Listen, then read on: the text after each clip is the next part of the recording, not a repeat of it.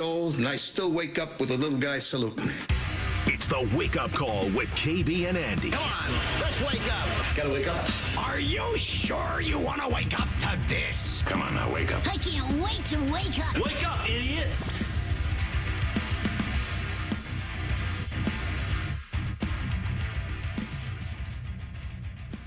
All right, it's a Wednesday. It's a hump day hanging out with you in the drivehubler.com studios. Wake up call, KB and Andy. He's Kevin Bowen. I'm Andy Sweeney. Mark Dykton producing today's effort. Fellas, a busy show. Stephen Holder going to join us at 8 o'clock. Alex Golden at 9 o'clock. What's the latest on Buddy Hield? But more importantly, what is the latest on Anthony Richardson? We'll have a little bit more data hopefully today. Will AR be out there practicing? We shall find out in the next few hours. KB, a very happy morning to you. Good Wednesday morning to you. Andy, I can't recall if you were with us at the time, but there was a time, I don't know, maybe several weeks ago, probably more like a month or so ago, that when Mark Dykton dialed up his morning checkdown highlights, he played a catching of a fly ball by a Chicago Cubs player. Oh, did he? Yeah, this might have been right before my time. Nothing like a Tuesday or Wednesday night catching of a fly ball. Sure. On this Wednesday morning, I think Mark would love to play a catching of a fly ball by a Cubs outfielder. They call that shagging a fly ball, I believe, is what they call it in the pros, right? Mm-hmm. That did not happen last night. Oh, boy. In the air, out towards right center. Suzuki the call. No! Oh, my goodness. Two-run score. Suzuki called off Bellinger. And just the miscommunication, or maybe he lost it in the lights. I'm not sure. I'm thinking maybe some lights at the end. The trajectory of that fly ball. Lights. That's what it's we the lights, see in the ballpark. Yeah. It's the lights. Lights in Atlanta, just extra beaming last night. I'm sure you were. I love the exasperated home and the exasperated play-by-play, or the analyst, I guess. Well, I think both of them were in unison. You know, when we had the Rick Venturi, oh my, or whatever it was when Jalen Hurts was running into the end zone, it was really just Rick there. So I knew that game was lost even when they're up 6-0 because loyal listener Derek White, who's an avid Braves fan, was texting me. He's like, well, you guys won this game. I'm like, no. Good job, the Cubs Derek. Bullpen is toast. Boy. I was like, no lead is safe. I might need to send Derek some lunch today or something Sure enough. for thanking him for that. Sure enough. He put the curse on you, and he wanted to do that, too. Yeah. Anyone that says, oh, well, you have this one, you got this one, we'll get you next time, they're trying to put the reverse curse on you. Well, and guess who's going on the bump today for the Cubs? Tyon. Jamison Tyon. So that's a loss. Well, there Your you guy, go. Mark's guy with that. Oh, so man. We will certainly keep you abreast I'm of sure where we will. things stand from a Major League playoff standpoint. I think 4 of 6 in the NL, 3 of 6 in the AL so far clinched, and obviously that NL wildcard continues to be pretty close. But yeah, certainly a lot of Colts to get to today, but I think a good amount of Pacers as well. I was over there yesterday. Chad Buchanan, their general manager, met the media. Again, they start their training camp on Tuesday. Tons of guys are back already, so they're playing 5-on-5. Pretty much everybody you would expect already back in Indy. So I thought there were some interesting comments from yesterday with them. And I think publicly, Andy, you're going to hear the Pacers say a lot of big picture things, and we're continuing this process, if you will, and we're not going to rush to any moves or anything like that.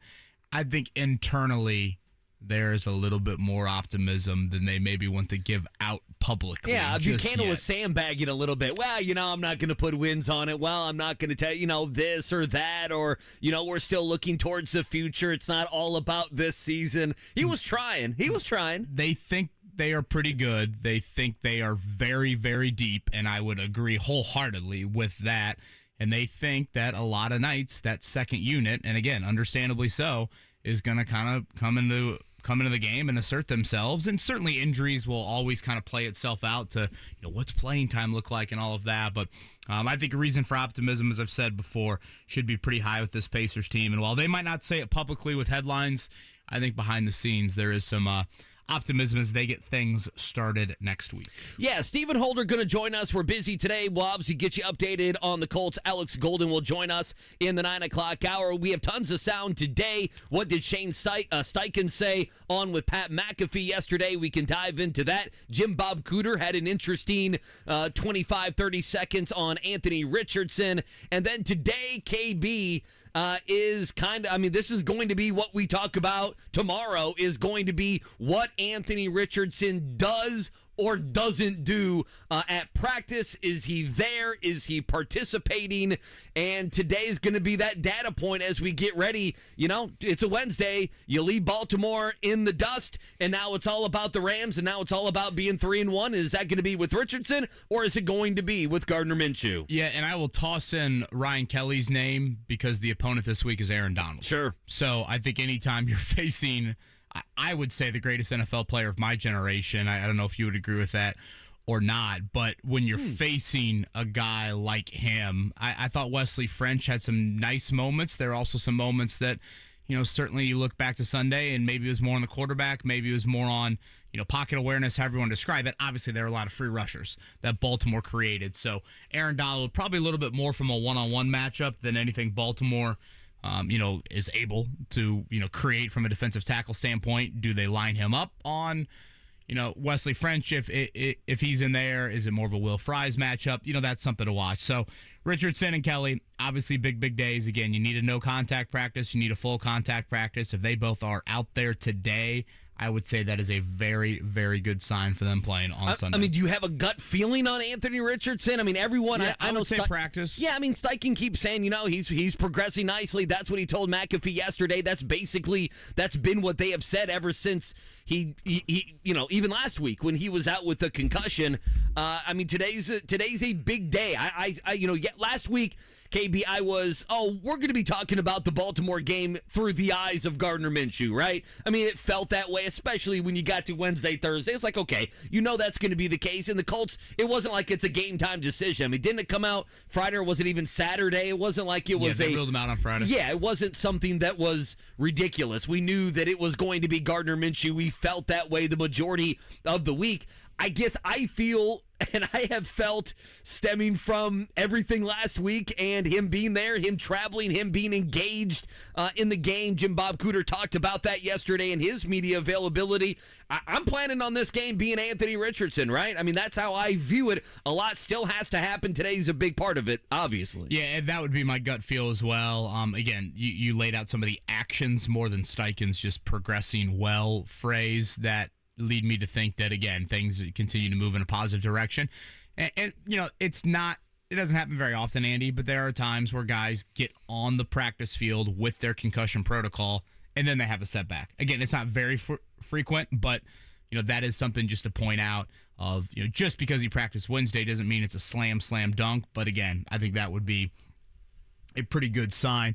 I would say the Colts continue to get some good news. We'll explain that a little bit later in regards to their opponent coming up on Sunday. It's kind of a crazy trend now that we've seen here each of these first 4 weeks. But again, Colts fans looking for optimism for Sunday. I'm a little surprised that the line is 1.5. I guess that part of that probably has to do with maybe the Colts quarterback situation. But again, I think the Rams on a short week with some, particularly a key position group that looks like to be banged up. I think the Colts should be favored in this one. And I'm also curious, this something to dive into a little bit later, Andy. Like, it is September 27th, but what will winning do to that locker room, to that franchise? Like, the Colts haven't won a whole lot lately. I was actually texting with Mike Chappell during the show yesterday because it hit me as I was driving in. I was like, you know what? Well, I thought he didn't wake up in time to listen to us. That's what I've always been told. I made sure to text, hoping 9 o'clock hour, hoping that Chap wouldn't have his, cell phone ringer on, which now that I think about it, he frequently does. But luckily he waited a little bit and he texted me back, and then he's like, okay, I'll look into that.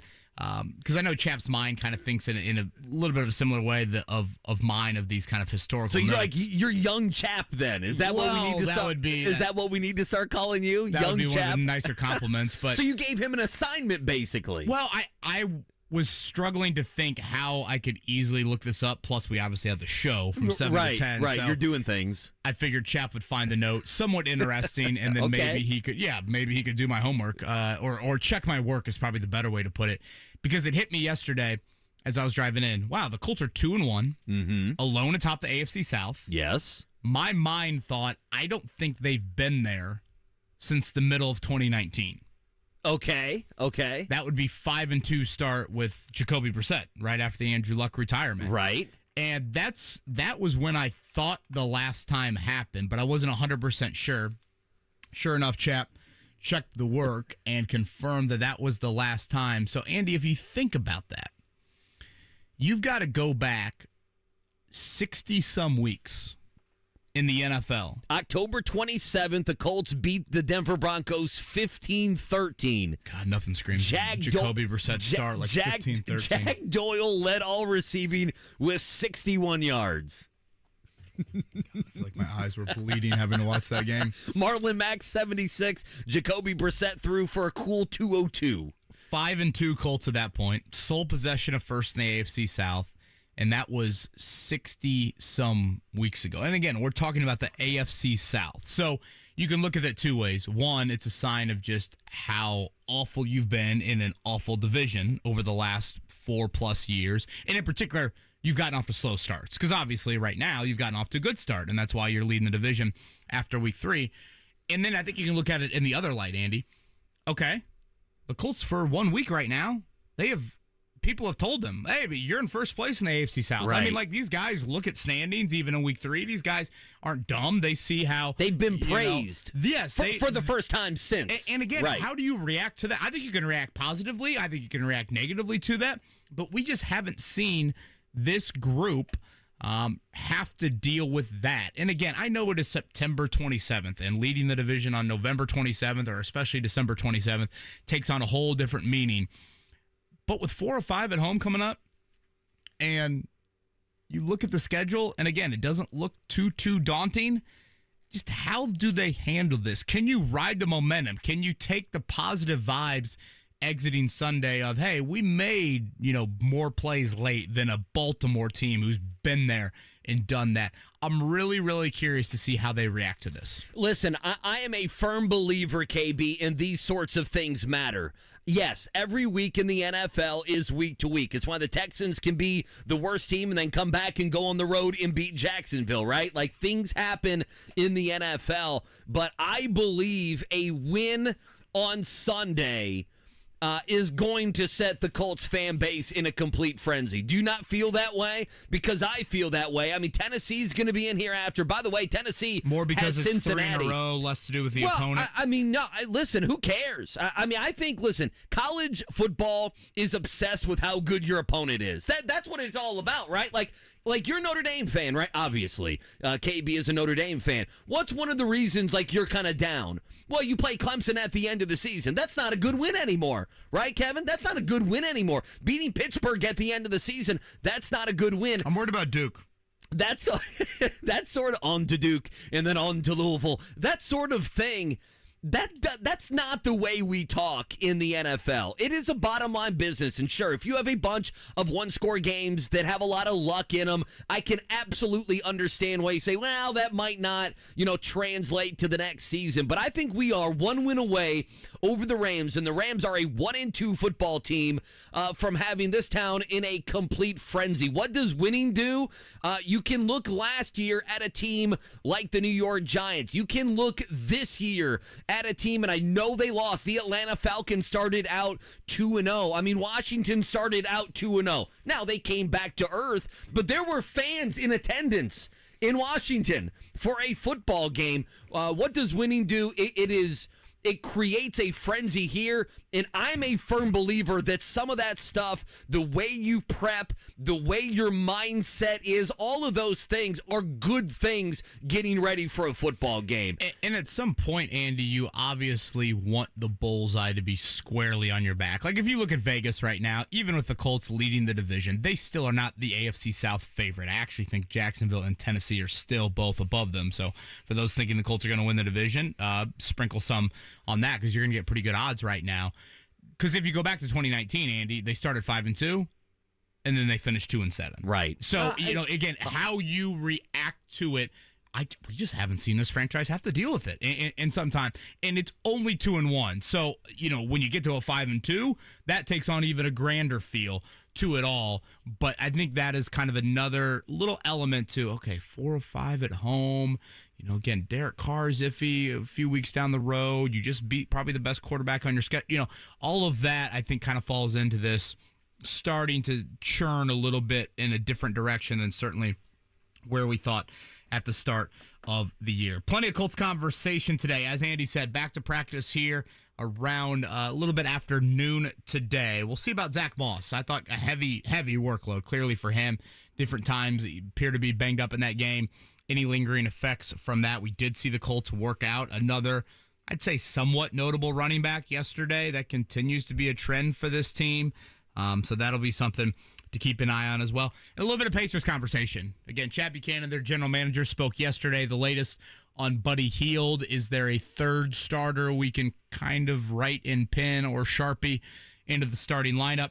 We'll touch on that coming up as well. Good Wednesday morning to you. Again, some rain in the forecast here today in Indianapolis. It is the wake-up call of KB and Andy on 93.5, 107.5, The Fan. The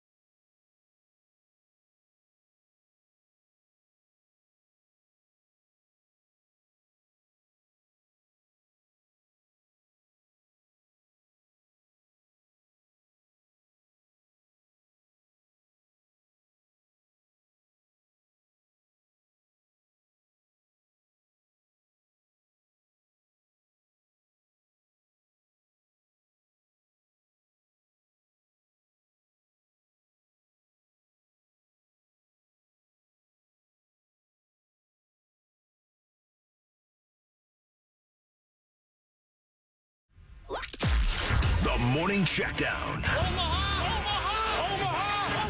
On 93.5 and 107.5 The Fan. All right, I thought about we just play the Cubs dropping a fly ball all day, but we will not do that to Mark. Wait. I guess we could. I guess we could. Are you kidding me? I guess we could. 3-2. There we go. In the air, out towards right center. Suzuki the call. No. Who is that on the TV? Bowie. That's the TV broadcast. Who is that? Do you know? Boogie. Yeah, Buchanan. Okay. Who's the no, guys? It's a former player of some kind, I would imagine. No. I'll look it up. It's Marquee Sports. There we go. So, yes, the Cubs losers last night. They led by 6 at one point. Diamondbacks winners 15-4 over the White Sox. So the White Sox doing you no favors, Mark Well, I could have Dykton. told you that. They've been doing no favors for anybody For all years, year. yes, for nearly a decade. The Reds winners 11-7. They had to come from behind. So where does it stand right now? Philly, they clinched. Arizona leads by a game for that second wild card. Chicago still in the playoffs. Miami, they got rained out. They had the Mets. They got rained out. They're half today. Yeah, they are half game back. The Reds now 1.5 back yesterday with the win, 11-7. Milwaukee clinched the NL Central last night. Because of that drop. They lost, too. They backed their way in. Yeah. That's what they say, KB. They LA backed their way in. Cruz, outstanding last night. Couple homers, a moonshot, 469 feet. We should note when we talk about these standings, Andy, the Cubs don't have tiebreakers. They've got to win outright. The Reds do have a few tiebreakers. Obviously, the Cubs are a game and a half up, so that is a huge advantage. But if you're looking at, Cubs versus Marlins head-to-head, Reds versus Diamondbacks head, those sorts of things. Reds have the tiebreakers over the Diamondbacks and the Cubs, but they're obviously 1.5 back. The Cubs, they're in a good spot in third, but they don't have the head-to-head tiebreaker. So just some things to note as we move along to the final games of the season. Analyze into a baseball segment, but the Cubs, with the game last night, and then, Mark, what was it, 3 weeks ago when it was that 4-game set that they ended up splitting? Remember, it was a 4-game set where the Cubs led like every game in the 8th, 9th inning? They have had opportunities to put the Reds away. Yeah, the Reds they could have put the Reds away. Yeah, the Reds only won the season series by 1. So, yeah, certainly some moments there. All right, and one baseball note as well. Rest in peace to Brooks Robinson. Certainly 18-time All-Star. By many accord, the greatest third baseman in Major League Baseball history, certainly from a fielding standpoint. 16 straight gold gloves for him. 86 years old is what I saw. Can I give you just a stat on that? Sure. He holds the most... Okay, he holds the most games, the record for most games where he drove in the only run in a 1-0 win. That sounds like a Scotty Pop quiz question. I was gonna try to wait to whatever, but you mentioned it, so to hell with it. We're not gonna wait to 9:45. He did that 10 times. Okay, that's the most in MLB history. The Orioles clinched the playoffs last night. Did they? 1-0. That is awesome. How about some sports synergy right there? That is very 1-0. very good. Yeah, Orioles, Rays, Twins right now. Those are your clinch in the AL. Braves, Dodgers, Brewers, and Phillies in the NL. All right, again, the Colts back to practice today. We'll certainly keep you updated on Anthony Richardson and Ryan Kelly as they try to progress through concussion protocol. It will be the same TV crew you had in week 1. It'll be Kenny Albert and Jonathan Vilma with that Fox crew coming up. I think Shannon Spake, I believe, is on the sideline. That is a 1:00 game on Sunday. And the Rams coming off a short week. They flew back to L.A. late last night, probably more like early yesterday morning. Then they'll obviously fly back here for this week 4 matchup. Thursday Night Football this week, I think, is a good one. Packers and Lions. And the Packers look like... a very good one. They're getting... That's a good game. They're getting pretty healthy. That's a good game, man. Both of those teams 2-1. That's not hey, I know my eliminator pick, Niners Giants last week. Wow. It's not quite the for most of us. Yes. Who are the poor bastard announcers they have to call Bears Broncos this weekend? Is it just the janitorial crew at Soldier Field? I don't know. I have no idea. You're going to go to Spiro. I'm trying to look it up. I'm like, who drew the short straw on that one? Well, we have 2 winless matchups, right? We have 4 winless teams, and both of the matchups involve each of those Panthers, Vikings, Bears, Broncos. I'm really, really interested in the Bears game. Bears Broncos is actually, sorry, not You're for gonna go over Mark. to Mark's house and watch not it? for Mark and the fan bases of those particular teams, but when you talk about futility, they are fun to watch. Come on. No, they're not fun to watch. That's why they're futile. They're not fun to watch. They've 1930s offense. If you have any other items, Andy, feel free. I do have a golf one, if you don't mind. Well, Obviously, yes, we've got Ryder Cup. We've got the Ryder Cup that coming tonight? up this week. I will be Thursday waking up morning? very early Friday morning. Okay, Friday morning. for the opening day of the Ryder Cup. But yesterday, announced here locally that Crooked Stick is going to host the 2028 U.S. Senior Open. Obviously, the potential appeal for that one. Tiger Woods? Could be getting Eldrick. Is You Phil think he'll- Mickelson going to be back playing in the U.S. Senior Open at that point, or is he going to be lived out? Dude, I don't know. I have no. Who's the guy? Kenny Perry. Didn't he win something? I'm trying to think. Kenny Perry. Louisville legend, Yes, right? I was trying to think. Do I know a senior PGA member? I think Kenny Perry's probably won a senior major, too. Yeah, and I went with Kenny Perry. I did not think I'd be mentioning him at 7:28 today. Fred Funk won the U.S. Senior Open at course. Crooked Stick back in 2009. Fred Of course, Funk. they've hosted some BMW championships as well. It's been a while since Central Indiana has hosted a major golf event, so that'll be coming up in a few years. Do you know what the Broncos and Bears will be saying on Sunday? We have Matt Ryan. He is on the call. Is that who's on the call? Yeah. No wonder he's been calling the Jets, asking to try and He's try out like, for him. hey, I wouldn't mind being Trevor Siemian. Trevor Siemian. By the way, Trevor Siemian signed yesterday by the Jets. So The they're Savior also- has arrived for the Jets. Let's take a break. I'm good. Nothing more? No, Colts worked out Ronald Jones. I assume you wanted to talk about that at some point. So Yeah, there you we'll go. touch on that again. The running back workouts continue for the Colts. I think there is some good news and optimism looking ahead to Sunday. And also, if you look back on that Baltimore game, we saw a change out of Gus Bradley that I think is welcome with, typically how the Colts defense has orchestrated things in years past. We'll also get some Pacers conversation, some news items yesterday from General Manager Chad Buchanan as they are less than a week away from training camp.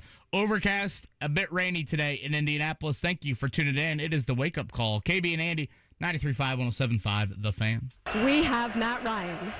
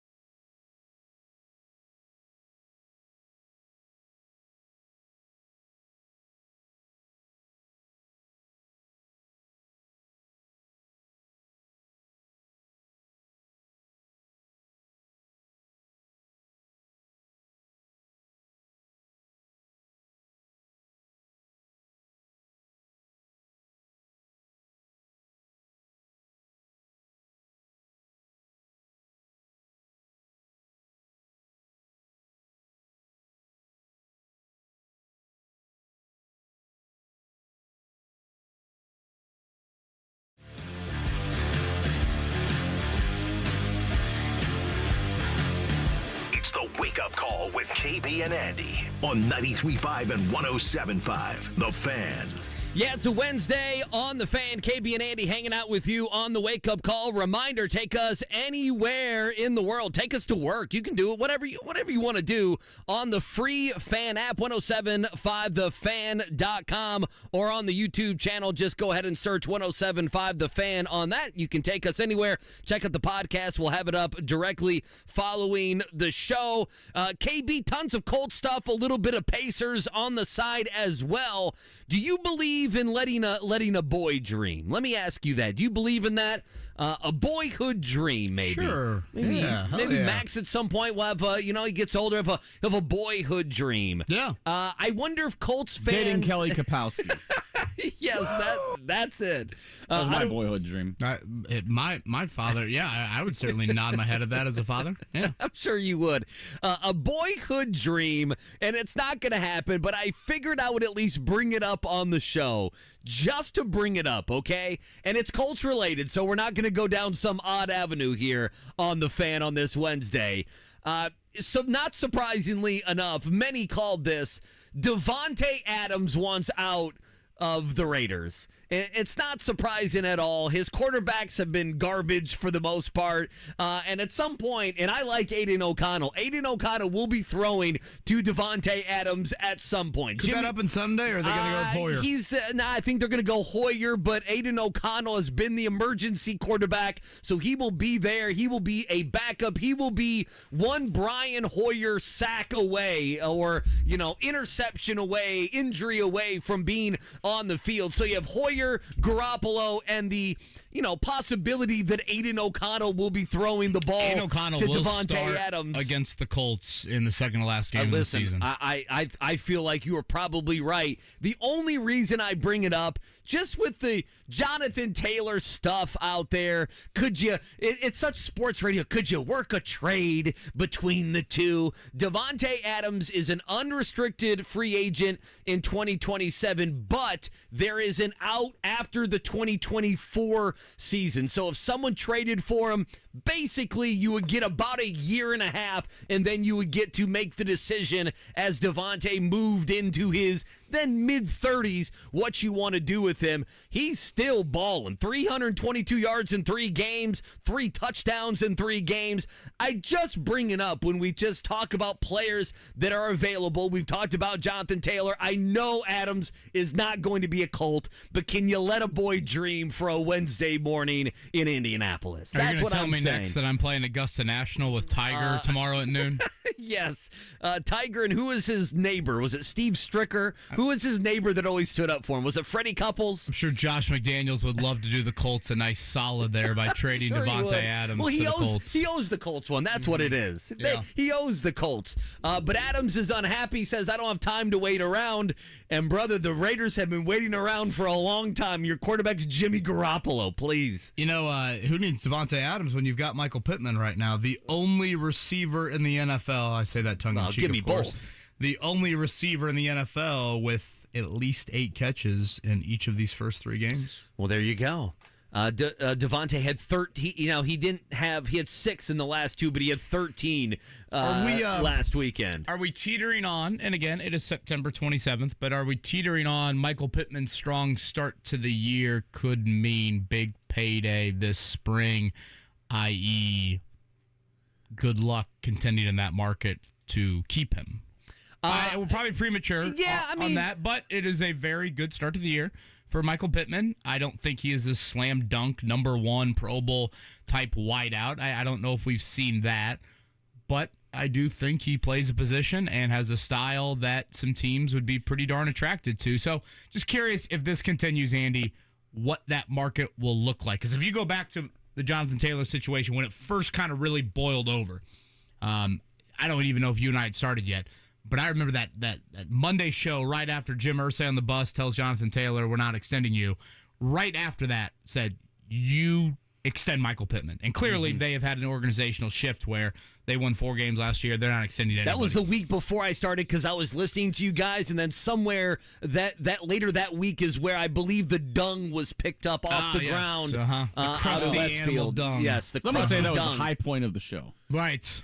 For you and Jake, it was absolutely the high point. Yeah. I hope you and I at some point can have a dung moment the way that you and Jake did. Looked like kind of a fried donut you would see at the state fair, something along those lines. I thought it was grass clippings, The and that still crusty blows dung. my mind. Yeah, contacts were not in, and neither were my glasses on that whatever morning it was. I mean, how could you see you in these contacts, man? You gotta shore this thing up, man.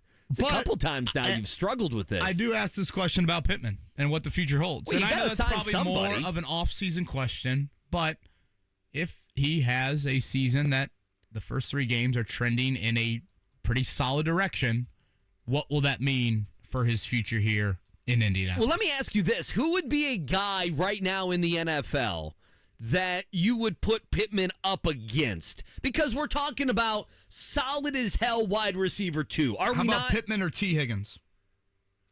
Boy, T. Higgins, They were drafted 1 spot but separate. T. Higgins wants the bank, man. See, I think if you threw that out there, most NFL fans would automatically say that T. Higgins would get the bigger contract. Now, T. Higgins has 10 catches this season. It needs to be said he has been, he has suffered in his contract year. Although I wonder how much people will look at it and say, well, the Joe Burrow injury and everything else.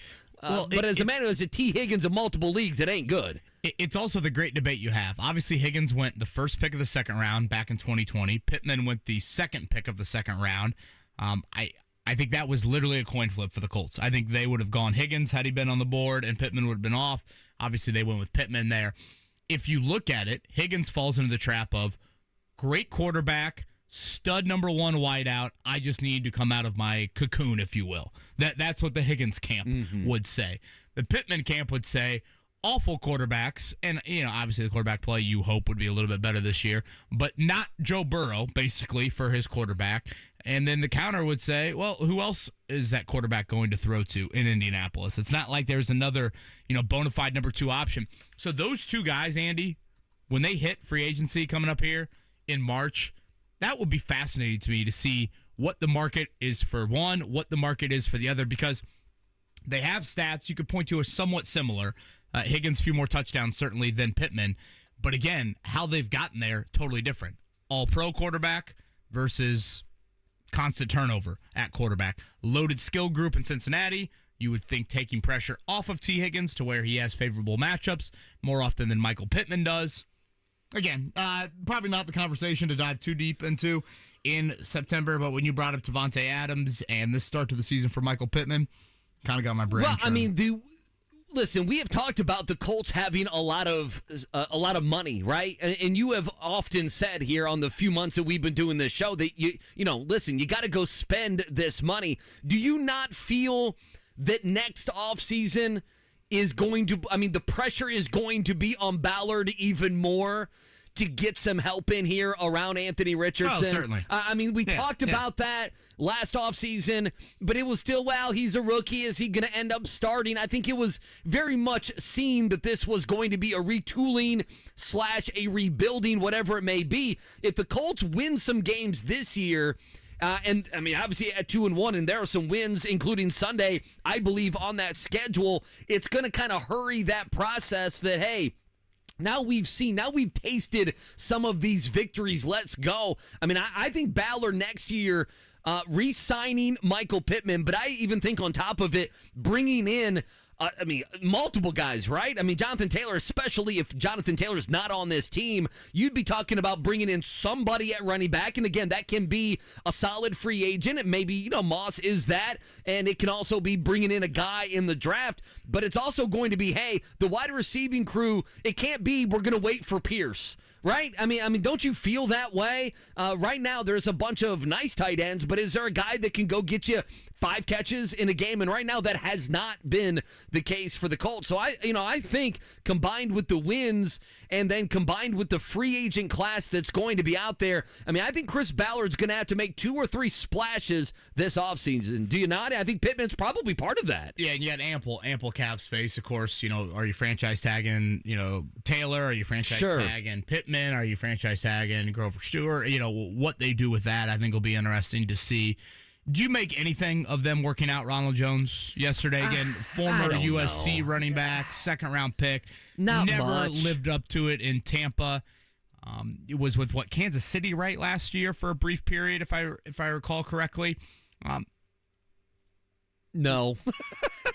Let me get my 2 cents on it. Yeah, do you? I'm struggling with it. Not really, no. Okay, so it's Kenyon Drake in training camp. Right. It's a Kareem Hunt visit and a workout and an offer. And then he obviously goes to Cleveland. It's a James Robinson workout at some point.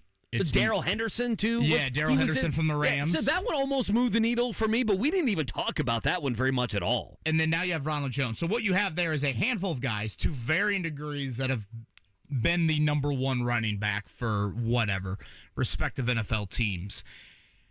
Do you look at that in any way, shape, or form, Andy, as Zach Moss, too much workload, we need to continue to see if we can find another body there? Do you look at it as Jonathan Taylor's return is not going to be a week from Sunday, and we still are uncertain about him definitely playing for us this season? Or do you simply look at it as, no, this is what NFL teams do. They work out, some guys that have notable resumes and see if there's anything left on the tires? I just think it's doing your due diligence, is it not? That's just how I feel. It's clearly, it's Zach Moss right now. It's his job. To be fair, I can't recall a previous season in which they've worked out this many notable running backs. Well, if the Jonathan Taylor situation, the worry would be for me, is the Jonathan Taylor situation, are they ready for it to be sticky?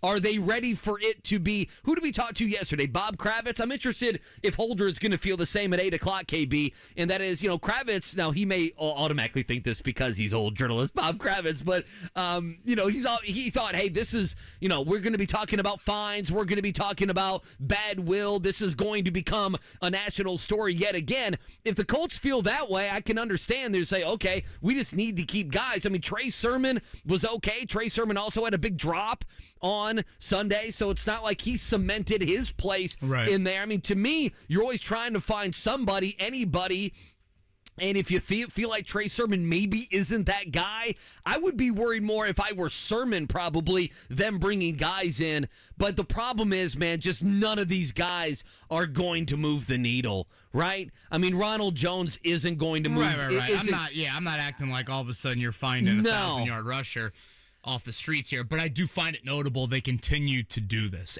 And is there anything that you Trey Sermon's stuck. He came in here, he worked out, and he stuck, and he immediately got put in the game. It shows you how thin they are at that position. I think that's the main thing. It's like, hey, if we have an additional injury, if we have Trey Sermon pull a Deion Jackson, if we have Jonathan Taylor, the situation become nuclear, which it very well could, then we have to know what some of these other guys on the street can give us, and Ronald Jones would be just the next in line of the 3 or 4 names that you threw out there. Listen, they are critically thin at that position. Zach Moss is playing damn near 100% of the snaps and carried the ball 30 times and had to be picked up by his offensive lineman at times. They would have given him the ball 40 times had he been healthy. At some point, if you told me that a Ronald Jones or somebody like that was on the 53-man roster and went from the street to carrying the ball 3 or 4 times and getting 10 reps in a game, I would not be shocked because we just saw Trey Sermon do it. What did Sermon have? Was it 7 reps? I want to say something like that. I don't have the box score in front of me. For some reason, I thought it was like 5 for 18. Okay, maybe that was it. And then he had a couple catches. 5 carries for 18 yards. Yeah, and so he was in there. They know if you look at positions that they are just critically thin at. Running back is at the very top of the list because there's no one in the NFL who knows what they have behind them other than Zach Moss, right? No one has any idea. And it was a guy from the street last week. I'm a little confused by this tweet. I was hoping you could kind of maybe refresh my memory on this. This is from Boiler Bill. Boiler Bill goes, can we talk about Bowen and Mark disrespecting all of Southern Indiana and the Louisville faithful yesterday? I love it. Notre Dame is middle-of-the-road ACC. Cards by 3 touchdowns in primetime.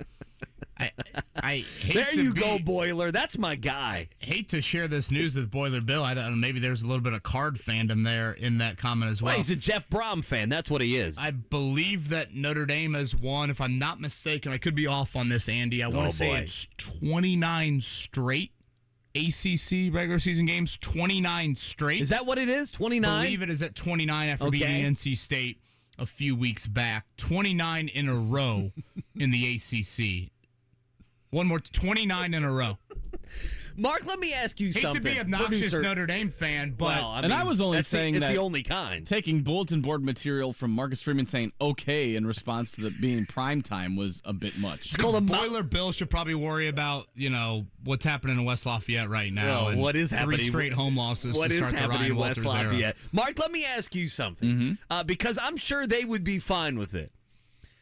Next week, if Louisville beats NC State and Notre Dame beats Duke, okay? And those are big ifs.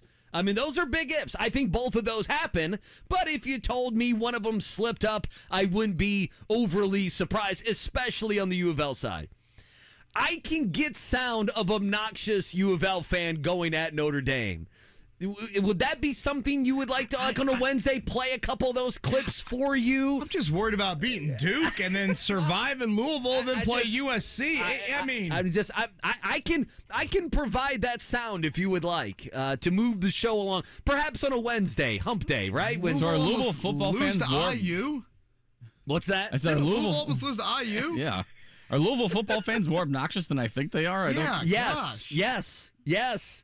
Yes, that's and this the guy's answer. A Purdue guy. How many? I don't know what he's doing. I think he's just wanting to take a shot at you two, which I appreciate. Thank you, Boiler.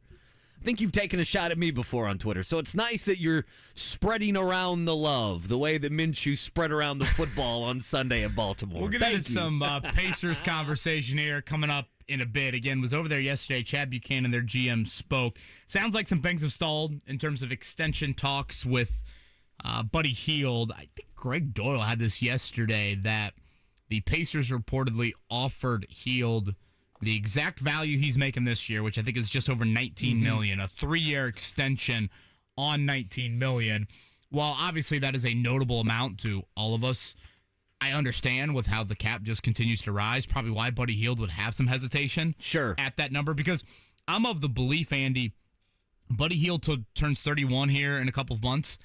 I don't look at it and all of a sudden think he's just going to deteriorate like most people from 31 would if their skill set was more, athletic attacking. He's not an above-the-rim player like a Russell Westbrook who fell off or a Derrick Rose. So we'll hear from Buchanan. I want to get to that. And then what did Shane Steichen say yesterday with Pat McAfee? Couple funny things. Stephen Holder on the other side. We'll get to Stephen next. It is the wake-up call of KB and Andy here on a Wednesday.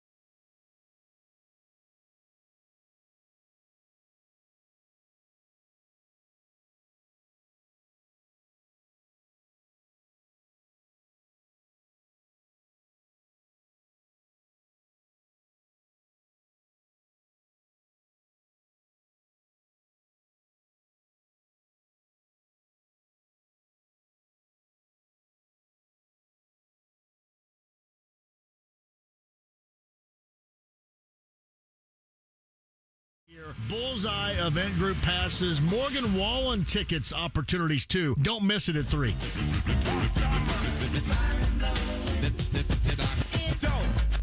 I would have been down with rock, but I'd be broke by the punk. I'm opening up my trunk to reveal. It's the Wake Up Call with KB and Andy on 93.5 and 107.5. The Fan.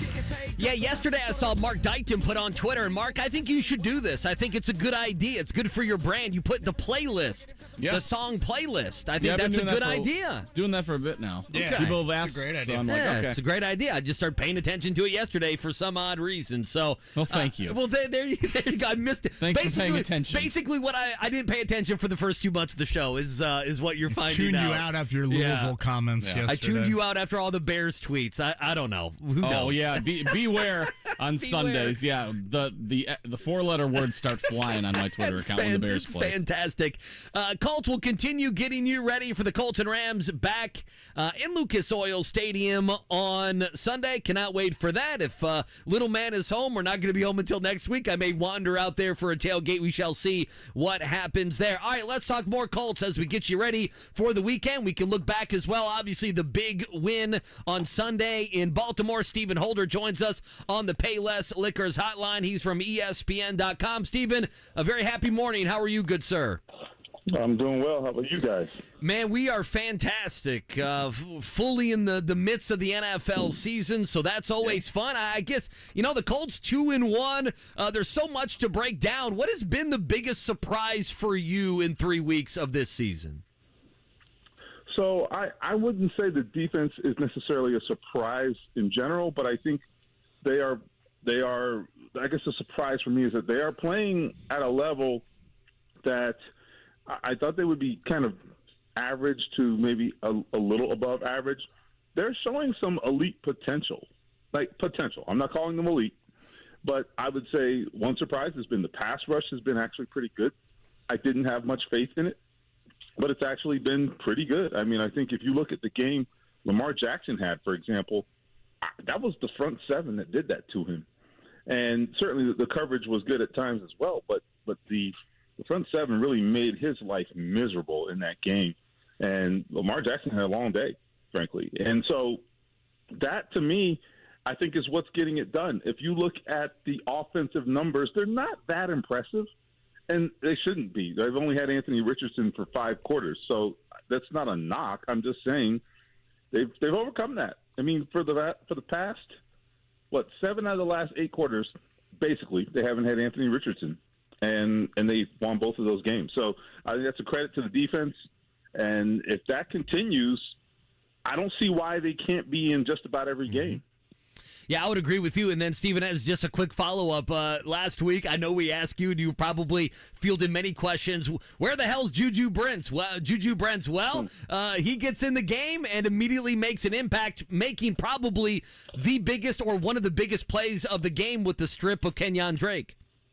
Yeah, it's interesting. I was talking to DeForest Buckner in the locker room after the game, and unprompted, he cited that play as the play that got the team. Because I think, if you recall, the Ravens, if I remember correctly, the Ravens had scored on their first drive. They were driving again, and it was kind of like, all right, I don't know where this is going. If they go in and score here, this game might be over. And that kind of gave them a spark when he got that ball out. And I think I have to agree with that, with DeForest Buckner's characterization of that. So that was, I think, right on time, the contributions of Juju Brents, because, we had talked a lot about cornerbacks throughout the offseason and about the fact that the Colts, they did draft corners, certainly, but we hadn't seen anything from them, and they had lost a lot of veteran snaps at that position. And I just wasn't very optimistic about it whatsoever. Now, it's just one game, but that was certainly a huge step in the right direction. Stephen Holder's with us here from ESPN.com. And, Stephen, last year the Colts had quite the marquee win in Week 3.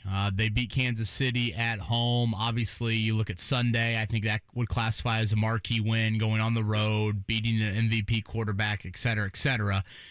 But I feel like there should be more optimism for Colts fans exiting Week 3 this year than last year.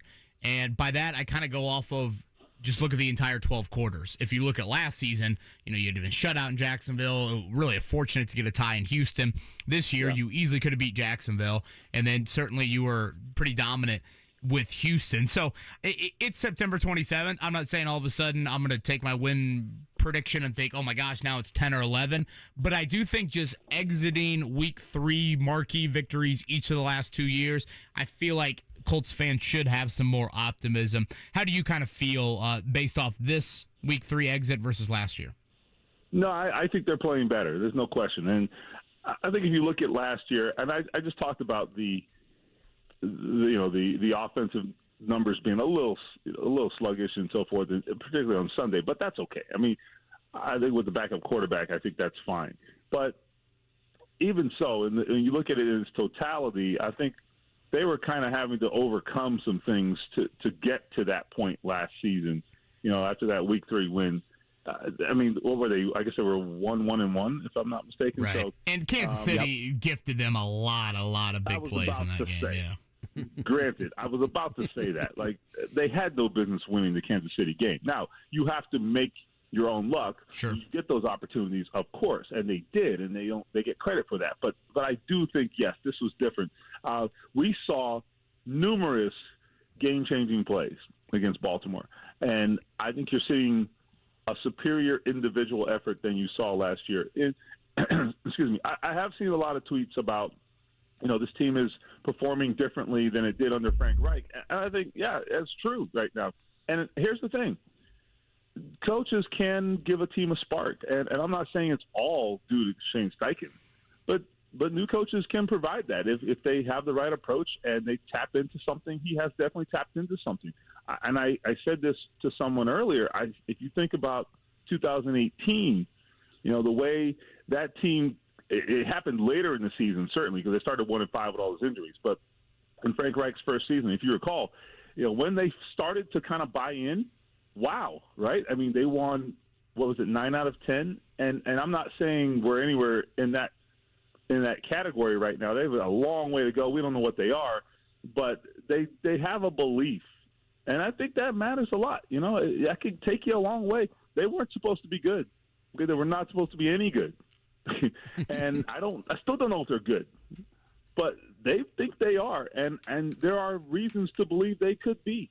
So I don't know. This could be a fun season. And I thought it always would be interesting, if nothing else. And I think we will get that at minimum. A gut feel on Anthony Richardson practicing today? I feel like he'll be out there. I really do. I thought that there was a chance he could have practiced last week at the end of the week, and they just decided not to push it from all indications. So I would be – and I said that on the show last week, so I want to go back to that because I kind of suggested that, I think there's a chance he could be out here.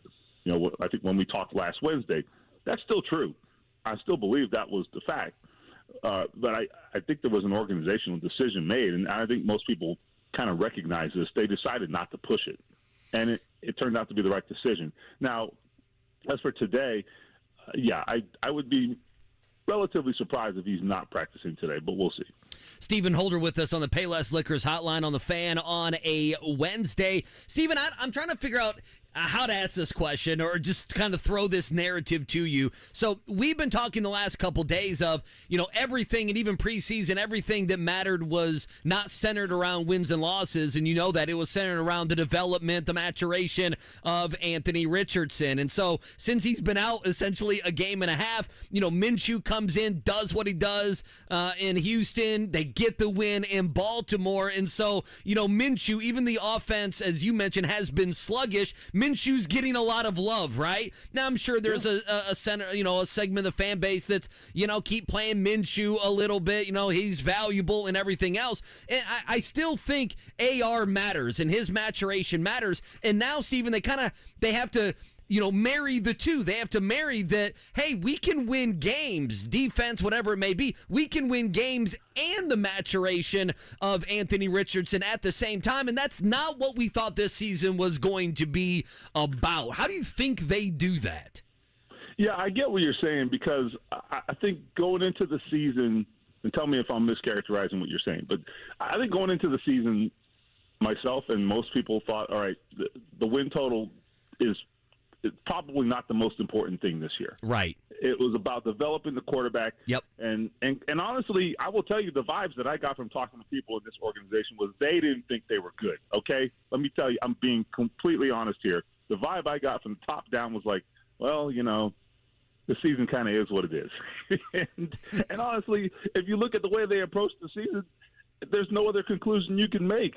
Okay, they didn't make any effort to really do a whole lot from a transactional standpoint. So, I mean, certainly they went with their rookies and they did draft a big class of rookies. But, I mean, other than that, they didn't do anything to really change the roster from the 4-win team last year, outside of Anthony Richardson for the most part. So I think there was almost like this resignation, like, well, we might suck.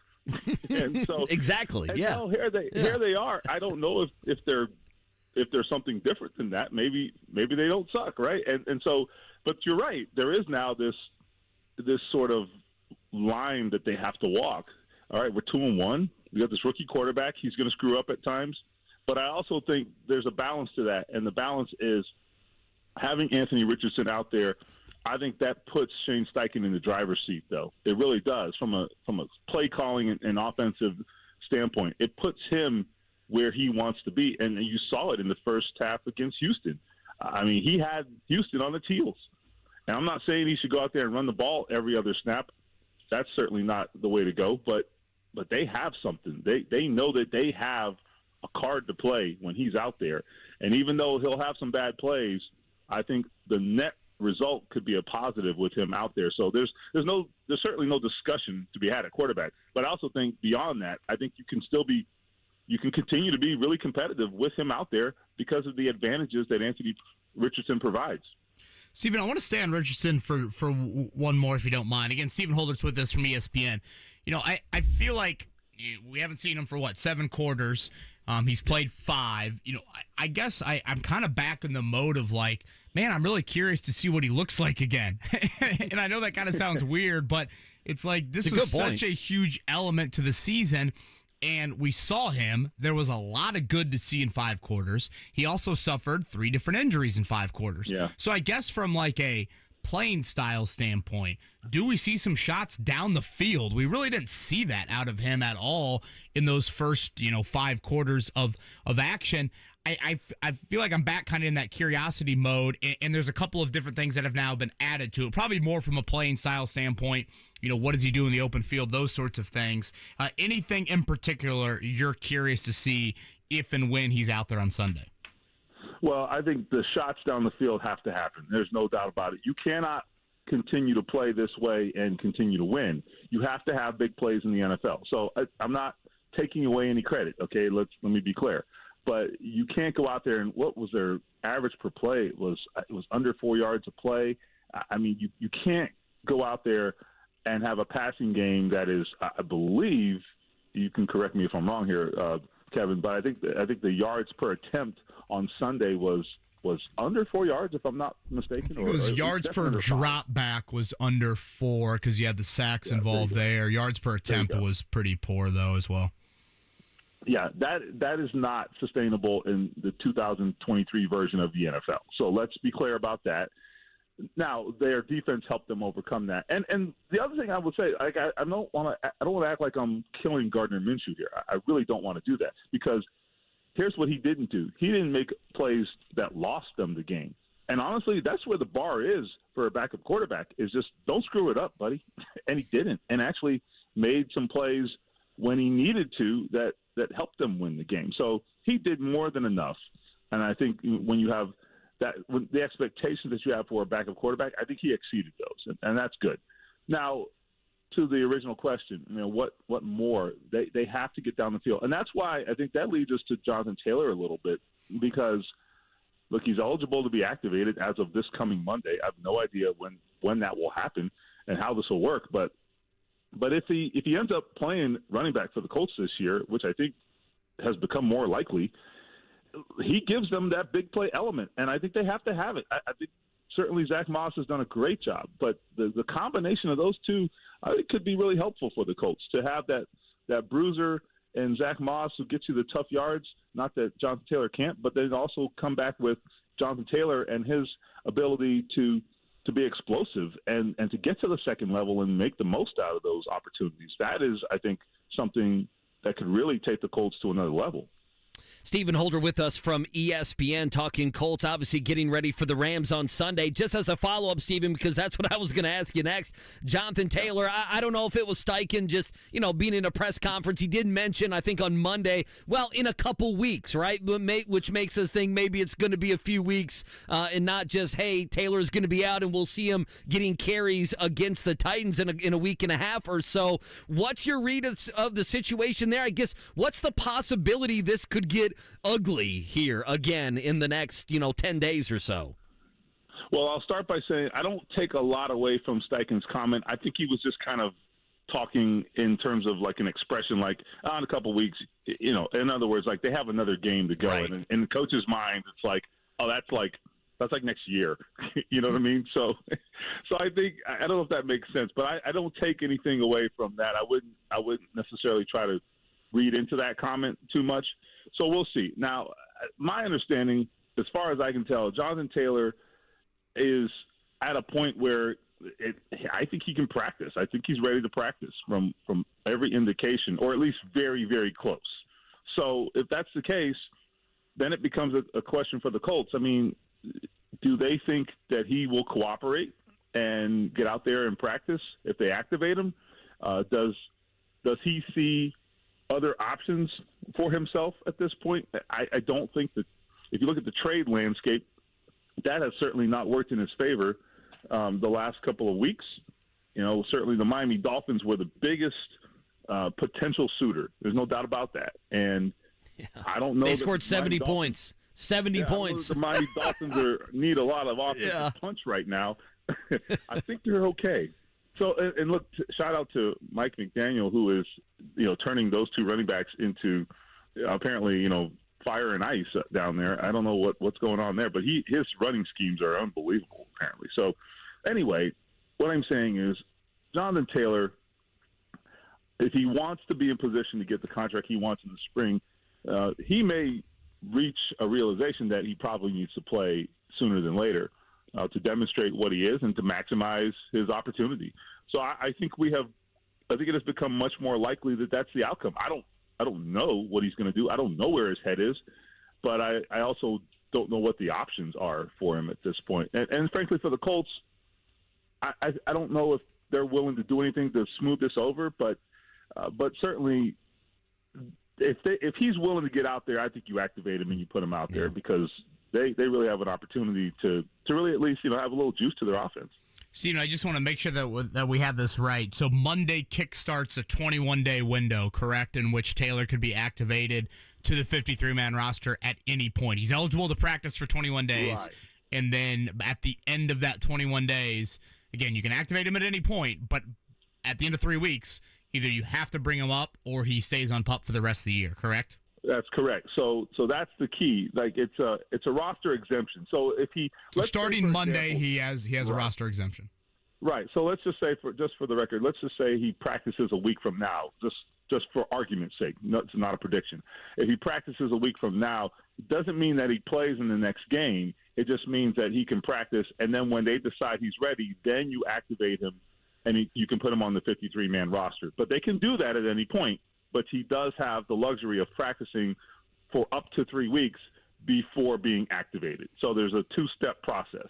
But it's going to be, pretty interesting to see how they handle this. I think Chris Ballard's hope, this is just me talking, but I think his hope is that, the last 4 weeks have maybe given the size an opportunity for cooler heads to prevail.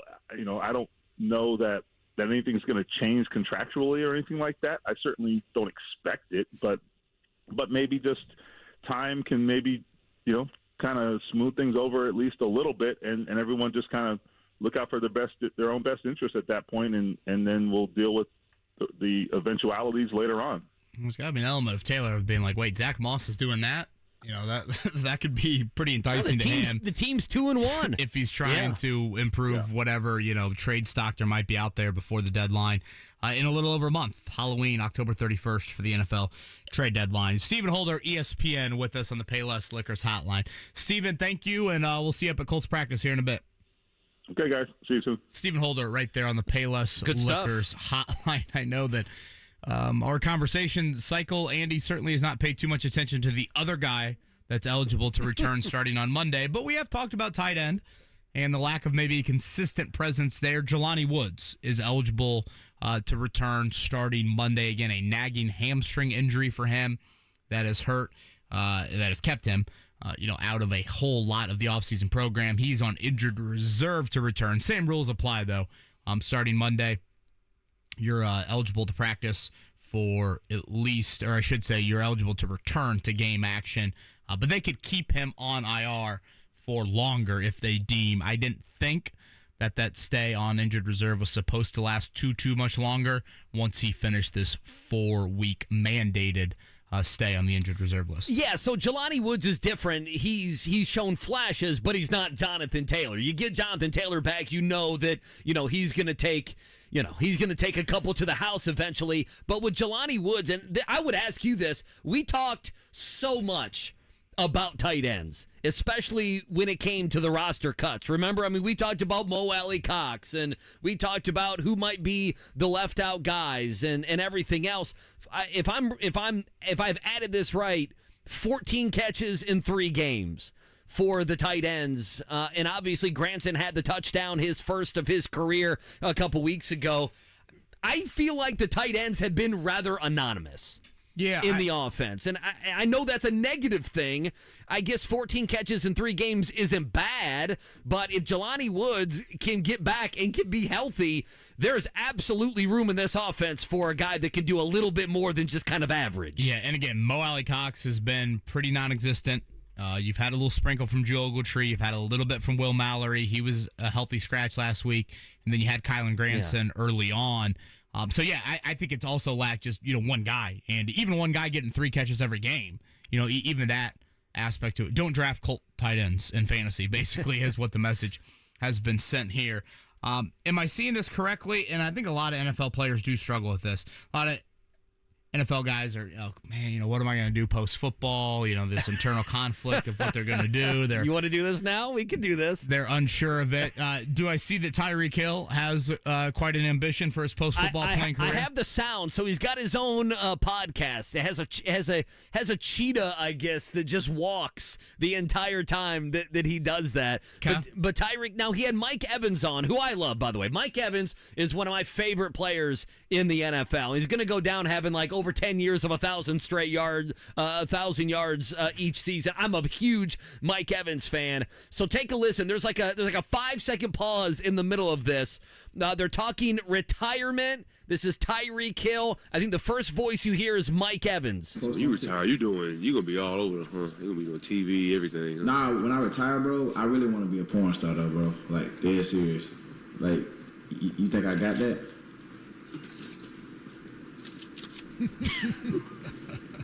No? Nah, just do whatever you want, bro. You know what I'm saying? I don't got an opinion on that. Yeah, bro. Like, I really think I...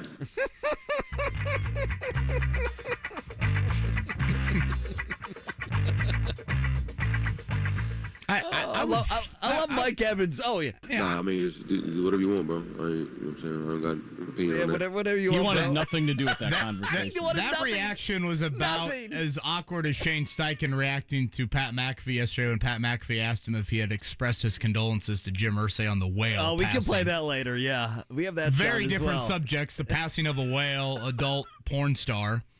I love how Tyreek Hill asks Mike Evans, do you think I could do that? You think I could do that? Don't know if Mike has maybe seen the areas that he needs to know if Tyreek would be successful. Let me put you in touch with some people. Like, what's he going to say? Maybe a cheetah flair to it?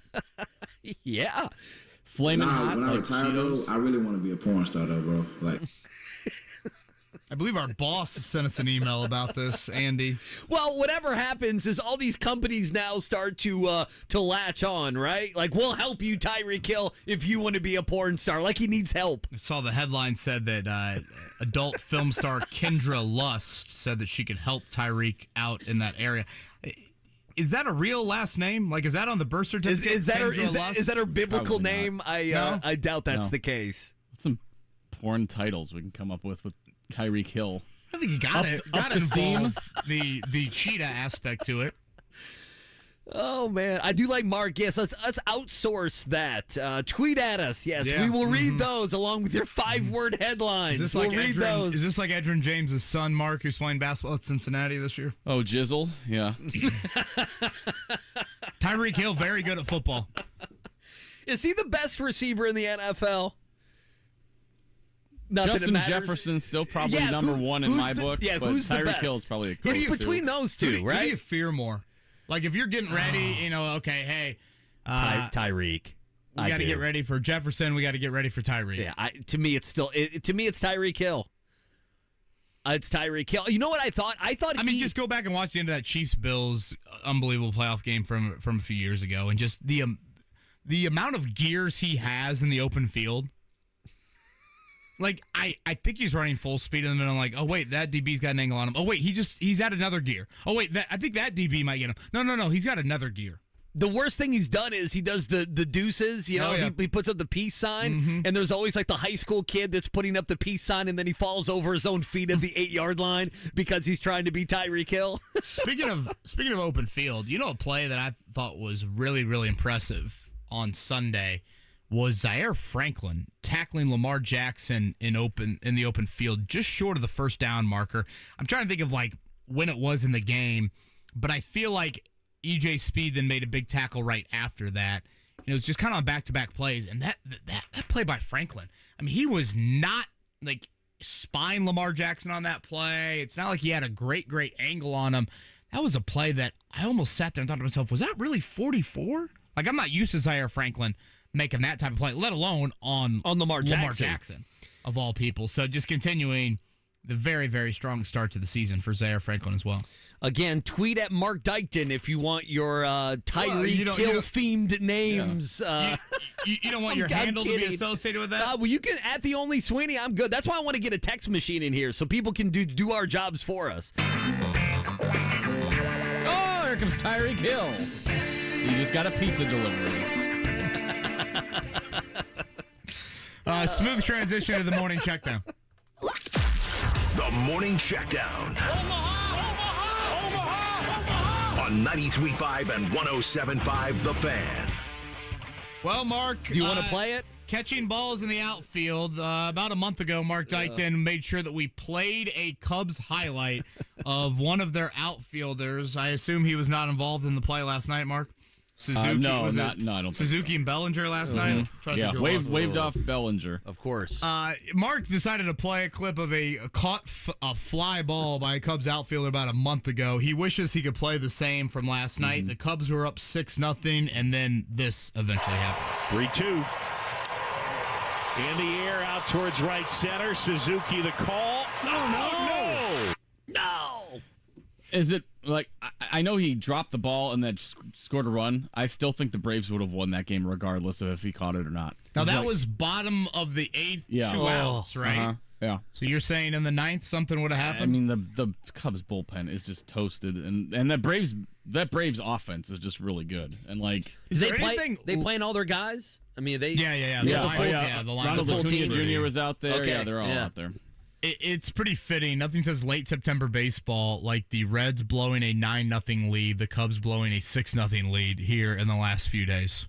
I did see, Mark, you retweeted Chief Cub a few minutes ago. Chief Cub says, if Jamison Taillon somehow records a win tomorrow versus the Braves, I'll send someone who retweets this $200. So, I'm thinking Mark probably will have more followers than the majority of people that retweet Chief Cub today. I think you have a puncher's chance to get $200. Well, I mean, I hope so. But if I have to watch a Jamison Taillon start, I might as well try to make some money on it in the rare occasion that he's actually dominant on the mound. KB, I would love at 8:30 for us to welcome Chief Cub to the show tomorrow to present a Venmo transaction to Mark Dykton. Sounds like a future character with Tyreek Hill potentially down the road here. Jamison Taillon putting in a quality start is as lucky as me getting like a Powerball win. Oh, goodness. So the update on the wild card now. Again, Arizona, they win yesterday. They are in second, up a game. Again, 3 wild card spots. The Cubs still clinging to a playoff spot in third. The Marlins, They were postponed yesterday, so they'll have a doubleheader with the Mets today. They are a half game back. The Reds win. Ellie De La Cruz looking like he was when he got called up a few months back. They come back to beat the Guardians, so they are 1.5 back. And as we mentioned in the first hour, the Cubs need to win outright. They do not have tiebreakers in these head-to-heads. The Reds do over Arizona and Chicago. So just something to keep in mind here moving forward. Yeah, just quickly, Brooks Robinson passed away yesterday at the age of 86. 18-time All-Star, 2-time world champion, so that resonated. And then, we talked about it. He passed away, and just how sports work out. The Baltimore Orioles go out there and they win and they clinch a playoff spot yesterday. How about that? And you all said on the same day. Very 1-0 fitting win because that was a staple of Brooks Robinson's career. That was a staple. 10 times in his career. 10 times in his career, he scored the only run in the game that got the win for his team. So 1-0 was the final. He did that 10 different times. The Orioles won last night 1-0. That's pretty cool. All right, looking ahead to college football this weekend. Purdue's got homecoming. That'll be the Fighting Illini. Last I saw, I could have sworn I saw Purdue was favored in that one. Give me just a second, I can find it. It's even. It's even right now. Illinois and Purdue even. I mean, listen, I know I lost money on Illinois last week. How do you not take them? Toledo and Florida Atlantic, right? Are those the two wins that they have this season? Indiana has got Maryland. That is at Maryland. I think actually it's a decent Terrapin team with Tua's little brother. 2-touchdown underdogs. Still there at quarterback. And Notre Dame and Duke. That is college game day. Sounds like Notre Dame could be down their top wideout. We'll see if there's any Ohio State hangover in that one. The Irish favored by 5.5. That's it for me. Have you ever been to did you ever go to any of those Valhalla Ryder Cups or PGA Championships down there? Both of them, yes. You went to both the Ryder Cup and the PGA of them, Championship? yeah. I told you the PGA. I got inside the curtains where me and another gas bag media guy, we followed Tiger for about 14 of the 18 holes. Like I was this close to Tiger when he was putting. It was me, Pat Forty, and Tom Rinaldi. We need that. How about that? Is that the I-step test of which one doesn't fit here? Oh, it was. We looked. I always remember because I knew some pretty big money people that we come. I forget which hole it was. I think it was 8. You kind of go up this hill, and they had a pretty good spot. They had been standing there for a long time to see Tiger and other guys. And I remember they looked at us like, how the hell are you two inside the curtains, if you will? Yeah, gas bags falling around Tiger Woods. Probably not. He did not make the cut.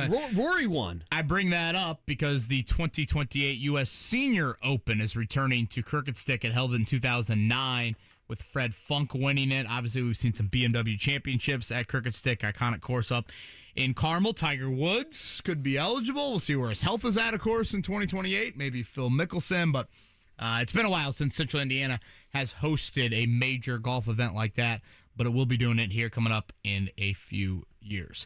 All right, on the other side, we're going to get into some Pacers conversation.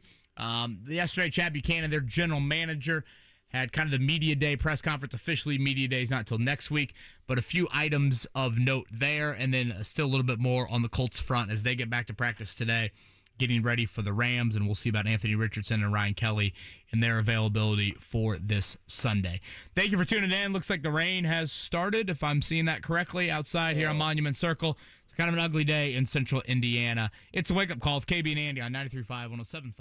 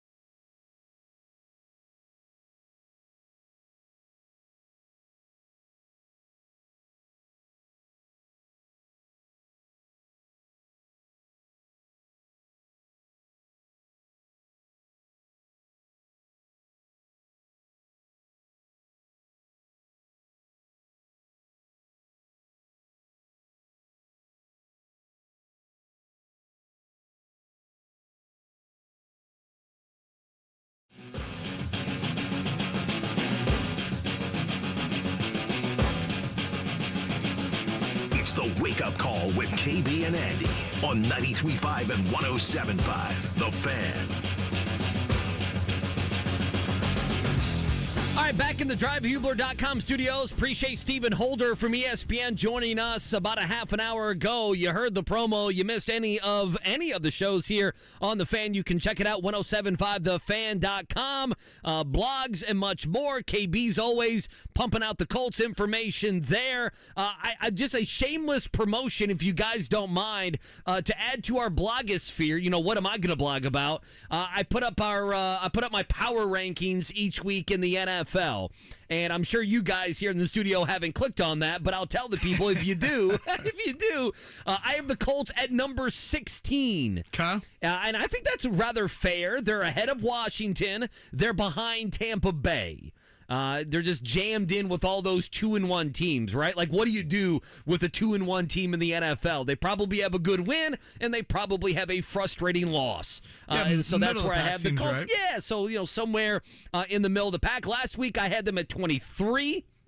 This week, the win in Baltimore, they move up 7 spots to number 16, so you can catch that, the podcast, listen live, and much more, 1075thefan.com. Is it listed as like Andy's power rankings? I'm looking, I don't see it. Yeah, I don't know what it's under. I got to be honest. I got a meeting. I don't know, maybe they haven't posted it yet. I think they have posted it, but I don't know if it's under my name, which it needs to be under my name. I mean, come on, what are we doing?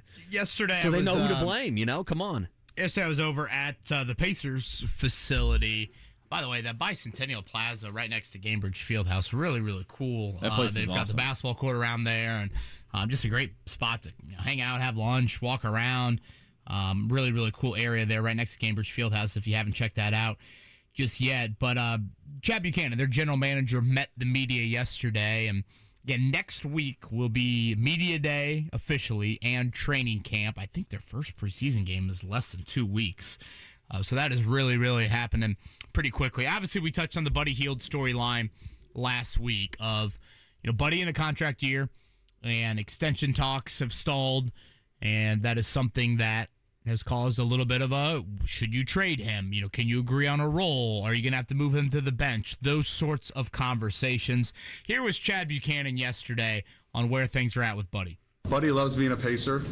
Buddy loves, playing basketball wherever he's at. I think he wants to be in a situation where he can be somewhere long term, which, all players do. And it's got to be the right situation for both the team and for Buddy, both playing and contract-wise. But we do, we're trying to, find a common ground on this with Buddy, and we want him with us, like I said. And I think Buddy's going to come in, be professional, and be excited to be part of this team. He loves playing with this group. He loves playing for Coach Rick. So what's your takeaway before we get to my takeaway? Yeah, I think for now, things are quiet on that end. I'm curious as the season moves along, could this be something that falls into the same situation that Miles Turner's contract situation fell into last year? Now, that extended into deep January, and I think Turner, first off, he was starting. He was playing a lot. That's not going to be there for Buddy. But the Pacers have cap room to extend Buddy and get that number, higher this year, and that can kind of offset maybe the next couple of years as you get deeper into that extension. Again, Greg Doyle from the Star reported that it was a 3-year extension offered at $19 million, which is the exact number he's making right now. Just based off how the cap rises, I can understand why Buddy, wouldn't have been a huge fan of that. I still think he's a big asset and really important to what the Pacers are doing. And again, I think his skill set is something that can continue even as he gets closer to 30 years old. But there is some history with Buddy Hield that he maybe hasn't loved a coming off the bench role. Now, granted, that's Sacramento, back when Sacramento was Sacramento, and maybe things would be different here in Indiana. And who knows? Could you appeal to him and say, Buddy, you're going to be in the second unit. You know how many shots you're going to get in the second unit? Maybe that is... You're still going to play your, 28 to 31 minutes a game, whatever it may be. Maybe that is appealing to him.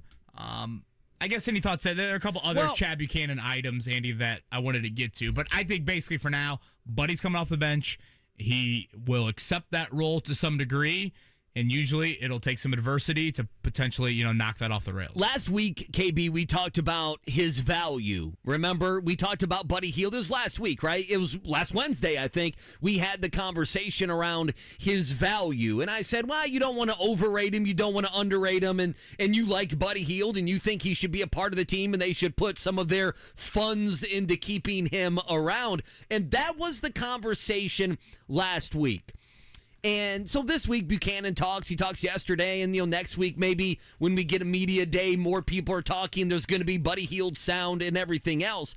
But there's two things for me. Number one, I'm struggling, and I think you feel it as well. I'm struggling on what to do with this story because everyone right so far is being so damn nice about it.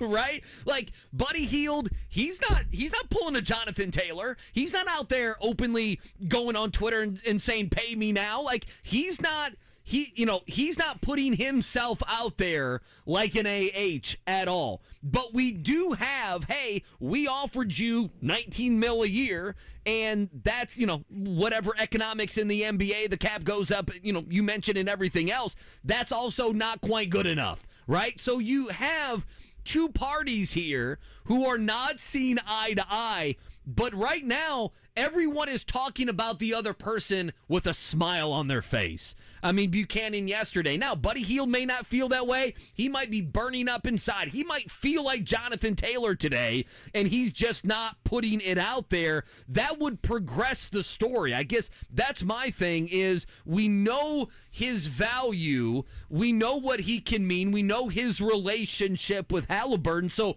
all of that is out there. I'm trying to think of a way to progress the story. The other thing is, you said in the first, 10, 15 minutes of the show that just being out there, they're saying the right things. This is still, it's all towards the future and everything else. But the Pacers feel like they got something. They feel 100%. Like they have a good team. Well, how many teams that are really good are trading a piece like Buddy Hield away to the Los Angeles Lakers or somebody else in January or early February? That also isn't something. Usually you're gathering assets to make a run at the playoffs, to make a deep run into the postseason. So how their season goes this year, the first few months, how much winning they do could really change the direction of how much they offer Buddy Hield, or if they're having a bad year, let's just say what it is, he would be somebody that you would continue to get assets for.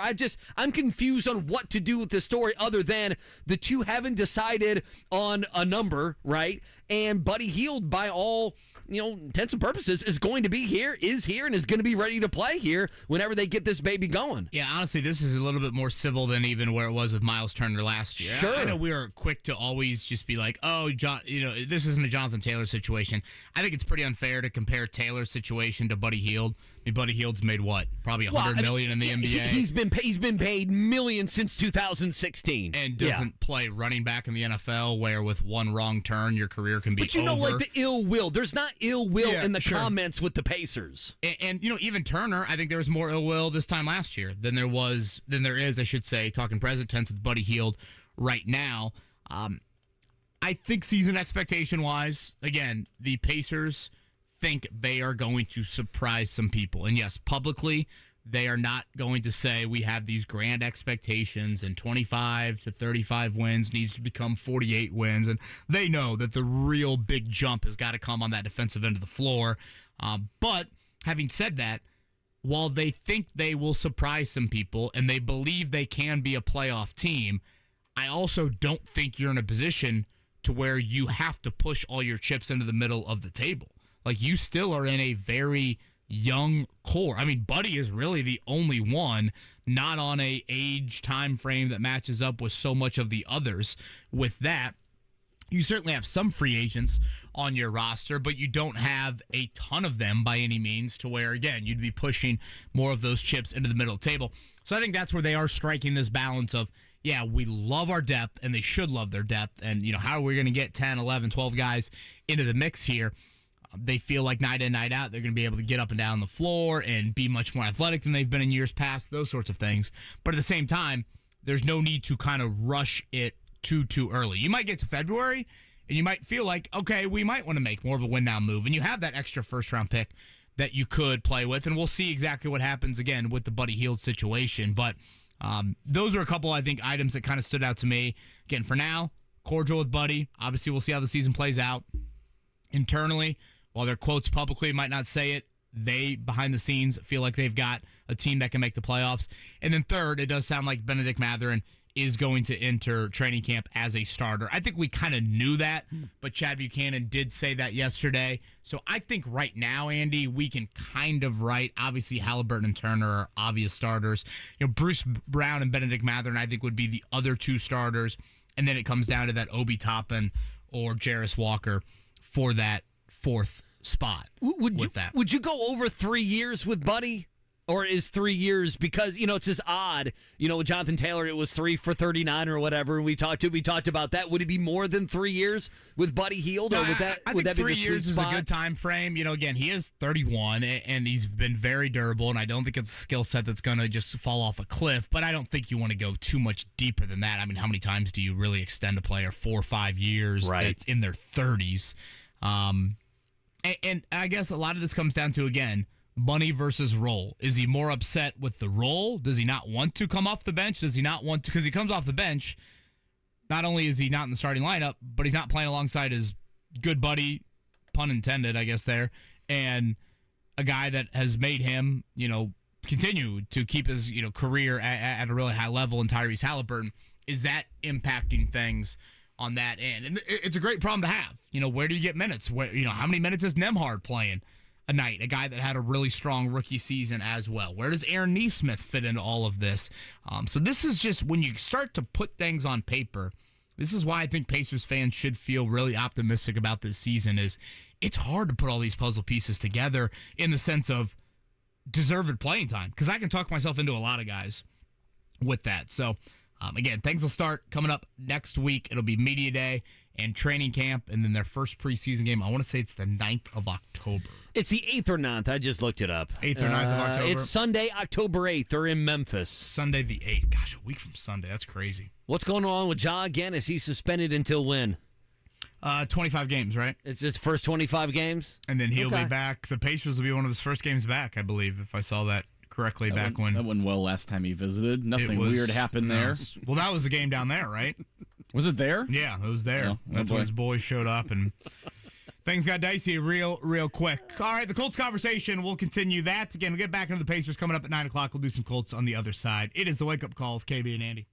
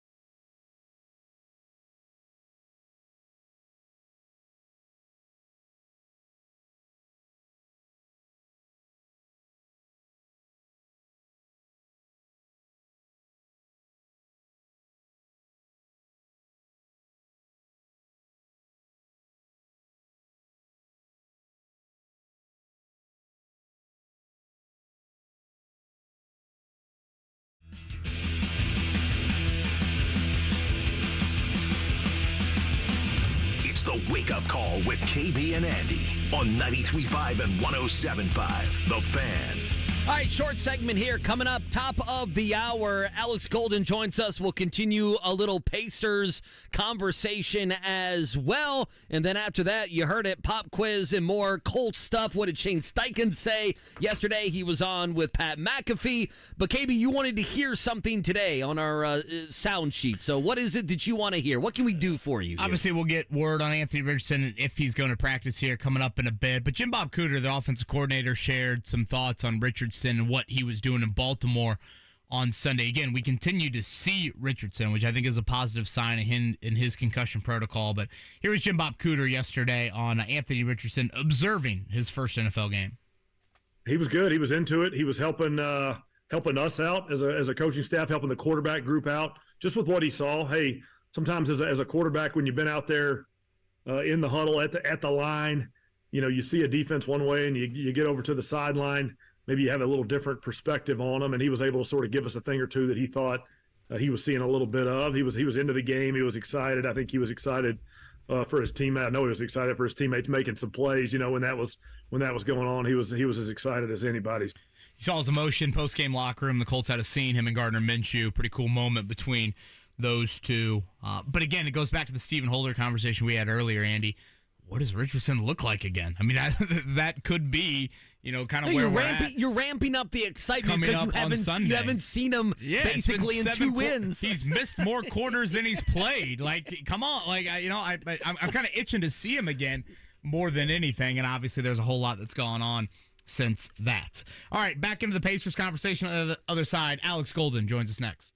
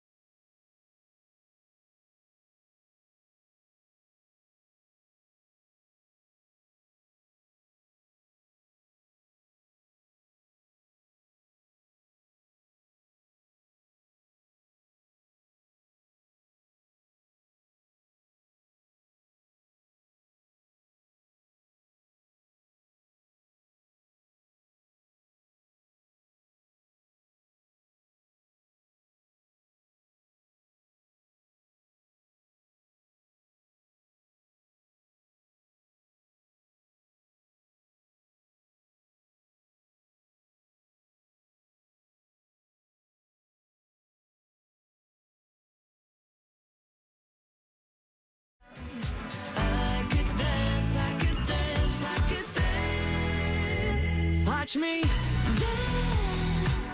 the night away. It's the Wake Up Call with KB and Andy on 93.5 and 107.5. The Fan. Eventually, we gotta dive back in for KB. Lou Holtz firing back at Ryan Day. I can't get enough of this. The controversy that nobody really wanted or knew was going to happen. Who does Ohio State have this week? I need to look that up. Oh, do they have like a low end? Let's see. Do they have like a low end? Is this Big a good Ten Rutgers team? week for Ohio State? Is it Rutgers week? They got to get. It is. They have an off week. Off week. Oh, that's not fun. And then they have Maryland. You know what Ryan Day is saying on the off week. I'd like to know where Lou Holtz is right now. He'll have a lot of time. Do you think him and Lou are going to play 18 holes? Out. Kind of mend their relationship. Well, what I was getting at is play 18 holes at this point. You said Maryland after that, Mark.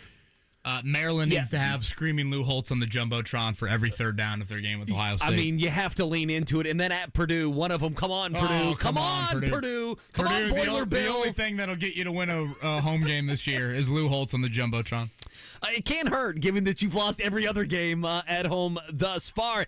Let's talk some NBA. Let's talk some Pacers. We'll continue that conversation. Alex Golden joining us here on the Payless Liquors Hotline, Setting the Pace podcast. Also, check him out on Twitter today at Alex Golden NBA. Alex, good morning, sir. How are you? Hey, good morning, Andy. How you doing? We are doing fantastic. I guess let's start here.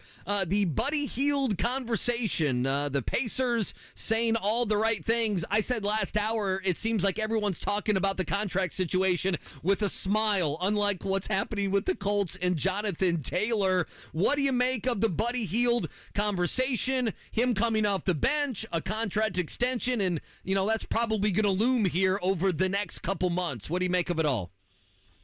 Yeah, I think that everything Chad Buchanan said yesterday in his conversation with the media was, spot on in terms of trying not to give too much. I think that this whole Buddy Hield thing, it's been kind of a question mark since he even got dealt here a few years ago. Is he going to stay or is he going to go?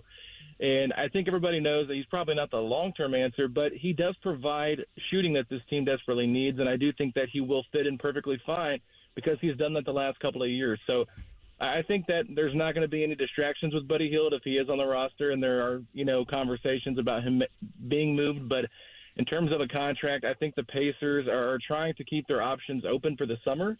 And to me, I don't know if they're going to come to an agreement with Buddy Hield before the trade deadline, so I think it's something to keep an eye on. But there was no commitment one way or the other. I guess Chad did say there's no intention of trading him, but at the same time, he did say we're listening to phone calls if there is an opportunity to deal him. So I think that at this point, him coming off the bench, it's still not determined if he will or not, but if he does come off the bench, I think that he could be, a candidate for a sixth man of the year because he has that ability to put the ball in the basket and provide for a team that I think is going to be better than people are expecting. So I think Buddy Hield is in a good spot regardless of what happens with his contract, and the Pacers just got to play this one out, and I think just be patient with it.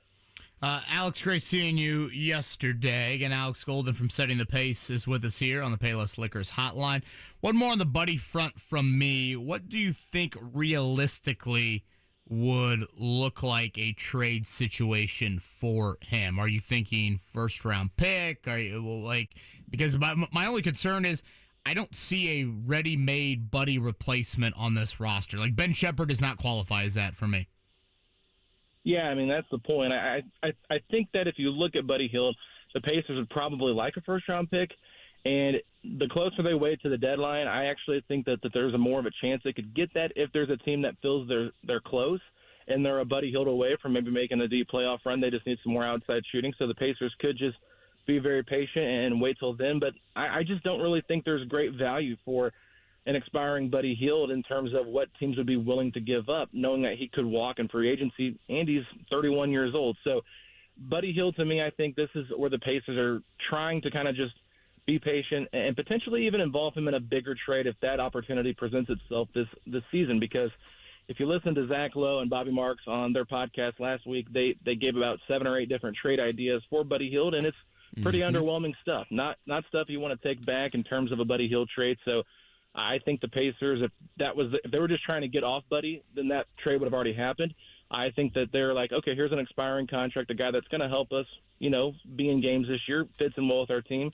And at the same time, if we can just hold on a little bit longer, maybe we can come to a contract extension like they did with Miles last year. But at the same time, I think that if there is a bigger trade that presents itself, that's more likely where I think Buddy Hield is involved in a trade. Alex Golden with us here, Setting the Pace podcast at Alex Golden NBA. You want to follow him there. You just said a couple seconds ago, you think this team's better than maybe what some believe. KB, you said, similar things. You even think the Pacers think they might be better than what some people are giving them credit for. Alex, why do you feel that way? I just think there's too much depth on this team. If you look at the bench of this Pacers roster, we don't know who it's going to be yet, but any combination that they have, you're not having that big of a drop-off where a lot of teams do have that drop-off. So I think there is strength in numbers with this roster, and it's going to be hard making cuts in terms of a 10-man rotation because there's guys at the 11, 12, 13 spot on the rotation that could be getting minutes if they were on another team. So I just feel like at this point the Pacers have the depth. They've got the leader in Tyrese, Miles Turner coming off a career year, Mathurin, Andrew Nembhard stepping into their sophomore season, the additions of Bruce Brown and Obi Toppin. I just feel like this is a very well-rounded team with a very smart head coach. It's, the Pacers don't want to give expectations because they don't want to set themselves up to, right. For failure, right? I mean, but that's kind of smart. You say, well, we're not really sure what's going to happen, but I think that if you ask them personally, they'd say, yeah, I think we have the talent to make the playoffs. So that's the ultimate goal. I think this young team needs to get some playoff experience, but I definitely think that there's a chance that they're for sure a play-in team with the potential of maybe being a top 6 team and make the playoffs. Again, Alex Golden is with us, the Setting the Pace podcast must listen to for Pacers fans. And again, Alex with us here on the Payless Liquors hotline. Alex, I want to throw a couple names at you, and if you could define what you think their roles will be this season, that would be greatly appreciated. Let's start with Andrew Nembhard. Yeah, I think that coming into the season, he will more than likely be the backup point guard, but there is a guy that I think can finish a lot of games with the starting 5, maybe if he's replacing somebody out there, because I think defensively he's too talented to keep off the court. So I think he might not start, but he'll finish a lot of games this year. But he does have starter-level potential, but I kind of envision him being more the team's backup point guard this year. Okay, and then what does that mean for TJ McConnell?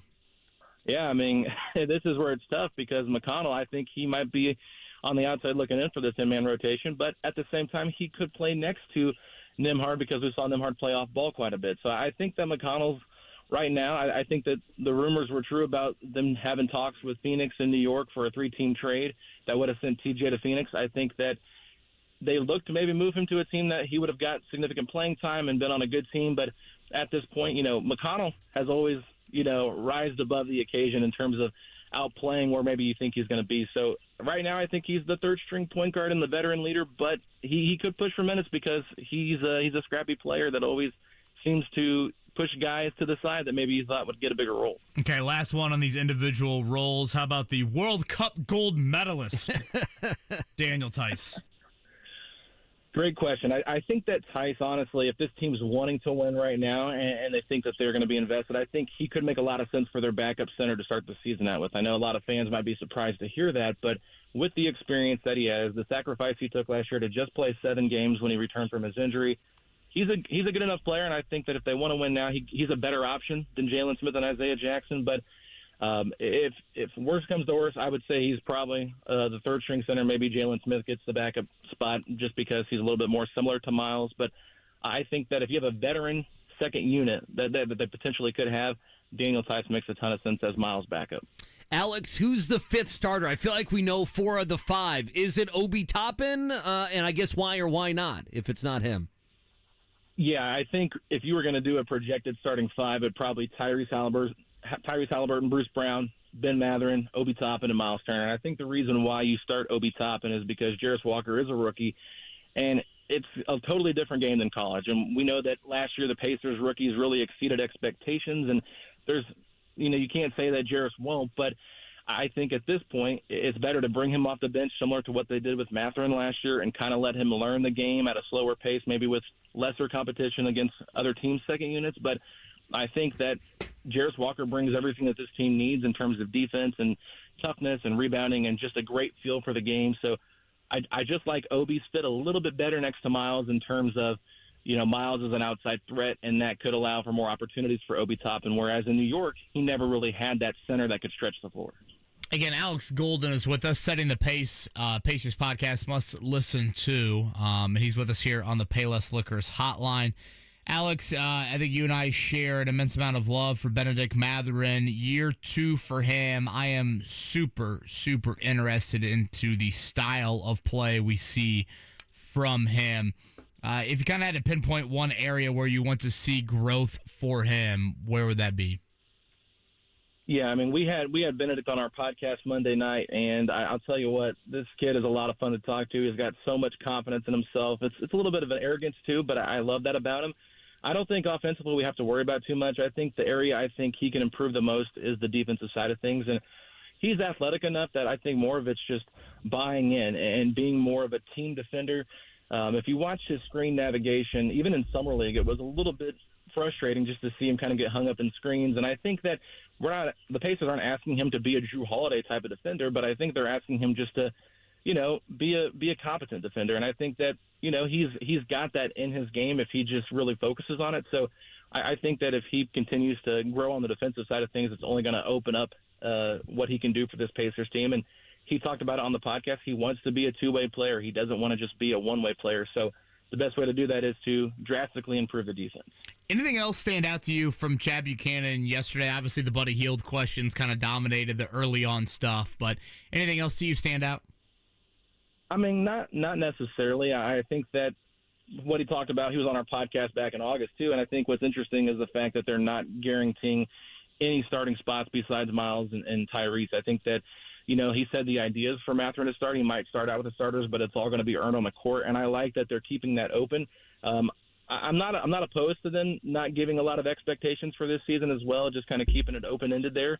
But at the same time, you would like to hear them be a little bit more confident about the guys they have on the team in terms of where they can finish at in the Eastern Conference. But I definitely did think that just how open the starting positions are, it could create a lot of fun storylines here at training camp. October 8th and 10th, then the 16th and the 20th. Those are the 4 preseason games for the Pacers on the road, the 8th and the 10th, at home the 16th and the 20th, and then the season opens less than a month away, actually 4 weeks from today. That would be October 25th. Alex, looking forward to our conversations here as the season gets underway. I've enjoyed the offseason coverage and appreciate you hopping on. Absolutely, guys, anytime, and great to see you yesterday, KB. That is Alex Golden right there on the Payless Liquors hotline. Look at you guys. He gave you a good to see you yesterday. You were catching up with all the Pacer Luminary Media guys yesterday. It was good to be over there. And again, I highly encourage people to go check out that Bicentennial Plaza right over there next to Gamebridge Fieldhouse. Basically, used to just be a parking area, and it's beautiful. Basketball courts, and people were playing over there when I was heading into Gamebridge Fieldhouse, and you got some food options and a great place to sit and have lunch, and just a really cool area that, I think will be used a lot, especially come All-Star Weekend. When I think of, I can't wait, those parties. Oh, boy. Indianapolis, going to be hype coming up All-Star Weekend. You know what I think of Gamebridge? You know what I think of? I covered the Donovan Mitchell Louisville team that lost to Michigan in the NCAA tournament at Gamebridge. I interviewed Richard Pitino standing in the cold outside of Gamebridge. Not inside, not because you can't broadcast inside the tournament venue. Gotcha. It's got to be outside. All So I was right. outside interviewing Richard Pitino. So I need to. And that was over there, not at Lucas Oil? No, it was in Gamebridge. That's the And he is now Donovan New Mitchell, round Mexico? of 32. Is that right, Richard Pitino? New Mexico, I think. He's in New Mexico. Were they like the final undefeated team in college basketball last year? They were. Look at you. That's exactly what they were. Speaking of a bit random colleges, we've brought up this name before, and I saw he announced it last night on social media. T.Y. Hilton's son, Eugene Hilton, is a junior at Zionsville High School. He has announced his final 6 for playing in college. Okay, I did not see this. Okay, let's go. This is kind of a random 6. Okay. So you've got 3 SEC schools, and I'd call this, I don't know, maybe it's a slap in the face at Ole Miss, but maybe kind of like back half SEC. Ole Miss, Kentucky, Missouri. Okay. You have Wisconsin. Okay. With Luke Fickell bringing much more of a passing approach to Badger Nation. Again, all you had to do is pass the ball 15 times a game, and it would be more passing. I have a feeling Reggie Wayne will have a vote here. The U is on the list. And then Dad's alma mater, that would be FIU, Florida International. So Ole Miss, Kentucky, Missouri, Miami, Wisconsin, and FIU for Eugene Hilton, who I have seen play, much taller than his dad. Certainly a little bit of a different style wideout. And I find it interesting, Andy, that early in his junior year, he's already kind of trimmed it down to 6. I like that. Okay, so you don't see any, I guess, the Midwest. Yeah. You don't see Purdue and Indiana. That stands out, from just a state standpoint. You don't see yet the Ohio State, Michigan, Notre Dame, Penn State, these kind of local Big Ten, national powers, if you will. Obviously, the SEC teams are there, and then a couple Florida schools. Following recruiting probably too much. Maybe in a different life. I don't know how much you follow recruiting, KB. I don't know. I think in college basketball, you're a recruiting guy. I read you as maybe not so much on the football side. Am I wrong with that? I mean, you want to have a Rivals.com guy on, or what do you want to do here? It's probably a shame how much Notre Dame basketball recruiting I stay plugged in on. Well, that's what I figured. Ole Miss, Kentucky, Missouri. Would you like to talk Notre Dame basketball recruiting, or would that be a way to lose some listeners? I think. Have we looked at fan surveys with about all Notre the Dame fan basketball? surveys and They're not high on the list. Data research tells us. Speak for yourself. We just need Ryan Bowen to fill out a few more. Does that mean that we can't have Pete Sampson on at 7:30 anymore? I think that might be what it means. Breaks my heart.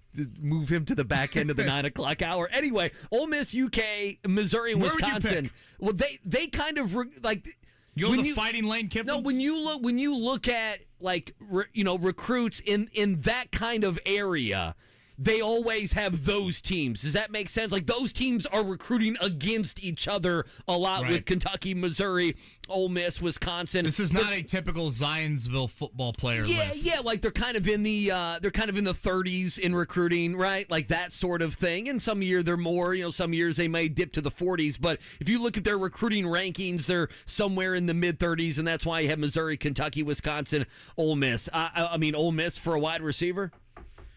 I mean, no to Kentucky because DK Metcalf. Is Eugene a good AJ blocker? Brown. Is he a good blocker? Because that's what he's going to be doing at Kentucky. Is he can he block the outside, seal the outside corner for a running back? Well, he would have done that at Wisconsin a whole lot. Yeah, so now, you know the story. Ole Miss and Wisconsin, those would be the two. You know the story on how T.Y. picked his college, correct? You know what? I figured I should know. I mean, I was there when Blake Bortles and he walked in to Louisville and dusted the Cards, and he had about 2 80-yard touchdowns. No, I don't remember. Go ahead and tell me. So you had Eugene as a young baby. I mean, what, 1, maybe 2? And this is, I guess, in a way, this is what Max Bowen is now doing on a weekly basis. Far greater consequences to the Eugene Hilton selection, though. Right. Some, 16, 17 years ago. They put a Florida International and a West Virginia hat on, I don't know if it was a table or the end of the bed or what, and had Eugene select. I like that. And at the time, wouldn't that West Virginia, those West Virginia teams would have been potent. What year would this have been? It would have been after Rich Rod. 2012 draft pick. So what, 2008 high school class, 2007 high school class, something around that time now frame? you got me looking up West Virginia football coaches on Wikipedia, which I guess I have to do. Would Bill Stewart have been there? Well, I was going to say, okay, Bill Stewart was 2008 to 2010. Yeah, it would have been Bill Stewart. He would have been there for the Bill Stewart years.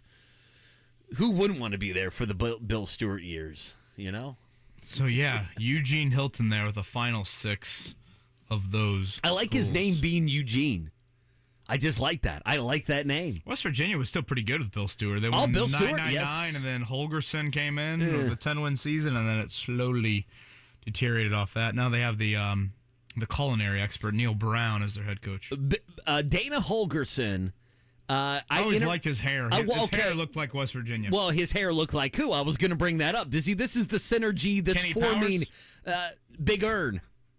Really? Big Earn. Yeah, Big Earn McCracken. That's what I always thought Dana Holgerson's hair looked like. I interviewed Holgerson at the Final Four last year, and my man was pumping that coffee. Him and Bruce Pearl. They had big nights the night before in Houston.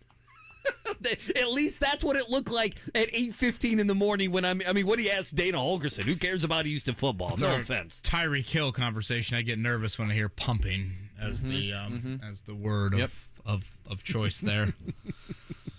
Is it time for a morning check down, or should I tease the pop quiz maybe? Sure, do that real quick. We've got the pop quiz coming up. Tease also a word. In about 10. Tyreek Hill. Sure. 317-239-1070 for that. Taking a look at the pop quiz, it looks impossible. I haven't even looked at it today. Just looks. Does it? Absolutely impossible. Is it baseball? On that end. Speaking of baseball, let's lead off the pop quiz with some education from the Cubs outfielders. The Morning Checkdown. On 93.5 and 107.5 The Fan. Hot Route? How's that for like a Tyreek Hill porn movie name? Hot Route? You know, there's not a lot that could get me to push Ellie Press De La Cruz, 2 homers, 1 over 460 feet to go to the back burner. And Mark Dykton, credit to him, he's been a good sport about it here on this Wednesday morning. But certainly it was about a month ago where Mark Dykton played a highlight in the morning checkdown of a Cubs outfielder catching a fly ball in a game. Middle of the game, 6th inning, 7th inning, something along those lines. Mark would love to be playing such a highlight today. The Cubs were up 6-0. Then all of a sudden it was, 6-5 when this happened? 3-2. In the air, out towards right center. Suzuki, the call. No. Oh, my goodness. And 2-run score. Suzuki called off Bellinger. And just the miscommunication, or maybe he lost it in the lights. I'm not sure. I'm thinking maybe some lights at the end. The trajectory of that fly ball, that's one we see in a lot of ballparks. Can we hear the one more time? I promise this is in there. Oh, my goodness. Oh, my goodness. No. Oh, my goodness. Both of them. I don't know which one's better. Cue. The oh, my goodness might be better. You usually don't get the raw motion from play-by-play and color person. Usually it's the color analyst that provides a little bit of that, but not from the play-by-play person. So the Cubs lose to the Braves last night. That's a brutal one. The Reds win, the Diamondbacks win, and the Marlins were postponed. So that means this. Right now, we have the Phillies that have clinched a wild card spot. They will be, I think, the top wild card team here this season. In second and third right now in the playoffs, you have Arizona up a game. The Cubs are still in the playoffs in third. The Marlins, with a doubleheader on the horizon today, are a half game back, and the Reds are 1.5 back. Again, just to remind people, the Reds have the head-to-head tiebreakers over Arizona and Chicago. The Cubs must clinch their wild card spot outright.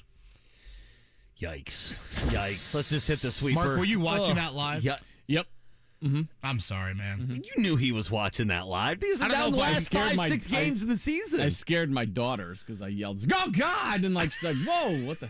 I don't know. My wife thought I saw like a mouse in the kitchen or something. Like, no. I don't know if I mean that. I'm sorry, but boy, you don't see that in Major League Baseball very often. The funniest one is when the Mets and Yankees played. You remember A-Rod hit a pop-up to whatever Mets first baseman, and it dropped right in front of him, and the Yankees scored like 3 runs, and the Mets announcers lost their minds. Oh, they absolutely lost their minds. Baseball announcers do. I mean, the Kevin Brown story from earlier this year, obviously. I mean, you do get a lot of nice clips like that throughout the course of a 162-game season. Well, that's because they're with the team 162 damn live games. And die with it, right? Like, they're literally living and dying over like 7 months. I mean, spring training's a month and a half. Anyway, Brooks Robinson passed away yesterday at the age of 86, 18-time All-Star and 2-time world champion. So rest in peace to Brooks Robinson, and thinking of his family and everything else. All right, NFL-wise here in Week 4. Again, the Colts get back to practice today. We'll update you on where things stand with Anthony Richardson here in a couple of hours. Coming up this week, though, we've got a really nice Thursday night matchup. We've got Packers at Lions. Did I see the return of Christian Watson, I believe, for the Packers? Yeah, he's dead to me. Aaron Jones back, too? You mean the great Christian Watson that the Colts couldn't ask for? You know. You can't ask for Christian Watson. His 40 catches in his career. I mean, it's the last thing you would want to do. You have a heavy disdain towards Christian Watson. Well, is this a fantasy football it's a fantasy. reason? It's a fantasy. Yeah, you damn well know it's a fantasy football thing. I have two of the worst leagues I've ever drafted in my entire life. I'm 39 years old, and people don't care about fantasy football teams of anybody else. They just don't care. Ronald Jones visited yesterday the Indianapolis Colts. He did. The Colts continue to do that on the running back circuit. So what will that mean from a Zach Moss workload? Jonathan Taylor could return soon. We'll continue to monitor that. Also, we've got a London game coming up Sunday morning, so that will be the Falcons and the Jags. Back-to-back London games for the Jags. And then they return to play the Colts. So I think that is a nice scheduling advantage for Indianapolis with that one. Again, no Monday night doubleheader here this week. Well, that's it for me. Google's 25 years old today. Really? How about that for a birthday? Google's 25 years old today. Think how much your life has changed. How old am I? I'm 34, so 9 years. Yeah. Guess that checks out. Everything changed in the little Kevin Bowen life. Yeah. When he was 9, 10 years old. How about that? Certainly. I saw in the YouTube chat earlier, Mark, they were asking about, did I see pumpkin tasting beers at one point? Yeah. Oh, yeah. Now, how was the Oktoberfest beer that I got you for the Cubs beating the Reds? Very solid. That was very solid. good. Pumpkin flavored beer, there's no way there's a good one. There can't be. Is it's there? It's probably way too sweet. It probably doesn't taste very good. And I've never looked at a pumpkin one. I would love to try it, but I've never looked at a pumpkin pie like I'd like to drink that. There's never been a thought in my mind. Right. There's people that vehemently are screaming at their radios or smartphones or YouTube chats right now with you two. With the pumpkin beer? Oh, yeah. There's some These that are are Louisville football fans, probably. Yeah, exactly. Or Boiler Bill. Boiler Bill. Let's shotgun let's run out of Tiller's Tunnel and shotgun a pumpkin spiced beer. Yeah, they're not my thing, but there are pumpkin spiced beers that will be out there. Now, I'm still good? I mean, out there is one thing. Do you want to consume them? Not a 4-pack. No, that's like one of those you want to bring a nice 16-ounce beer home with you. Sally says Sun King has. I'm sure they do. I'm sure they do. I obviously love my Sun King beers. Sun King. Well, I'm all about Oktoberfest beers. I'm ready there yet. All the Halfs and all the Dunkels and all those. So, I love this time of year with the beer consumption. But, I mean, many places, Sun King, I'm sure others will throw out their pumpkin beer. I don't know if I could go there just yet. This is like the Usher conversation, KB. I am against Usher in the halftime show, and you looked me in the eyes and you said, Andy Sweeney, it's not about you. It's about maybe the women in attendance. And a pumpkin spice beer is not about Kevin Bowen or Mark Dykton. Who is it about? I would say wives, girlfriends. Drinking pumpkin beer? I feel like you're having one of those and never having, like, you're not buying a 6-pack or a case of that. You're like, no, exactly. They only have it Give for me a months. little cider with some liquor in it before I'm going pumpkin beer. Speaking of things in drinks, next week, guys. Uh-oh. I mean, what is it? It's on the schedule. What is it? You can't say no to it. Who do the Colts play next week? The Tennessee Titans. Oh, boy. You got to do it. Mayo, is Levis still even on the roster? Mayo in the call. I mean, is he just completely off the roster at this point? Even if he is not playing, we have to try and put our arm around him and think about what he's going through with the relationship with losing he lost. his girlfriend. Yeah, to Morgan Wallen, who's Mayo apparently coffee. going to be in Indianapolis soon, right? Did I see April for Morgan Wallen? Is that when it is? At Lucas Oil? I mean, he had the most expensive ticket this summer, did he not? They were More going than for Taylor Swift? Well, you know what? You're right. Can't be possible. Yeah, let's move. And Beyonce? Beyonce was running around too. See, I think Morgan Wallen may have had a bigger ticket than Beyonce. Beyonce? I mean, she's global. We'll have to look that up. I don't care. That's a conversation that I'm not. I don't care about either one of them. No offense. No offense to them. They're very successful. You're a Beyonce guy? This pop quiz looks impossible. Yeah. Yeah. 317-239-1070 for that. We'll do the pop quiz next. Matt says, my wife gets several different brands of pumpkin beer every year. They are all terrible. Yep.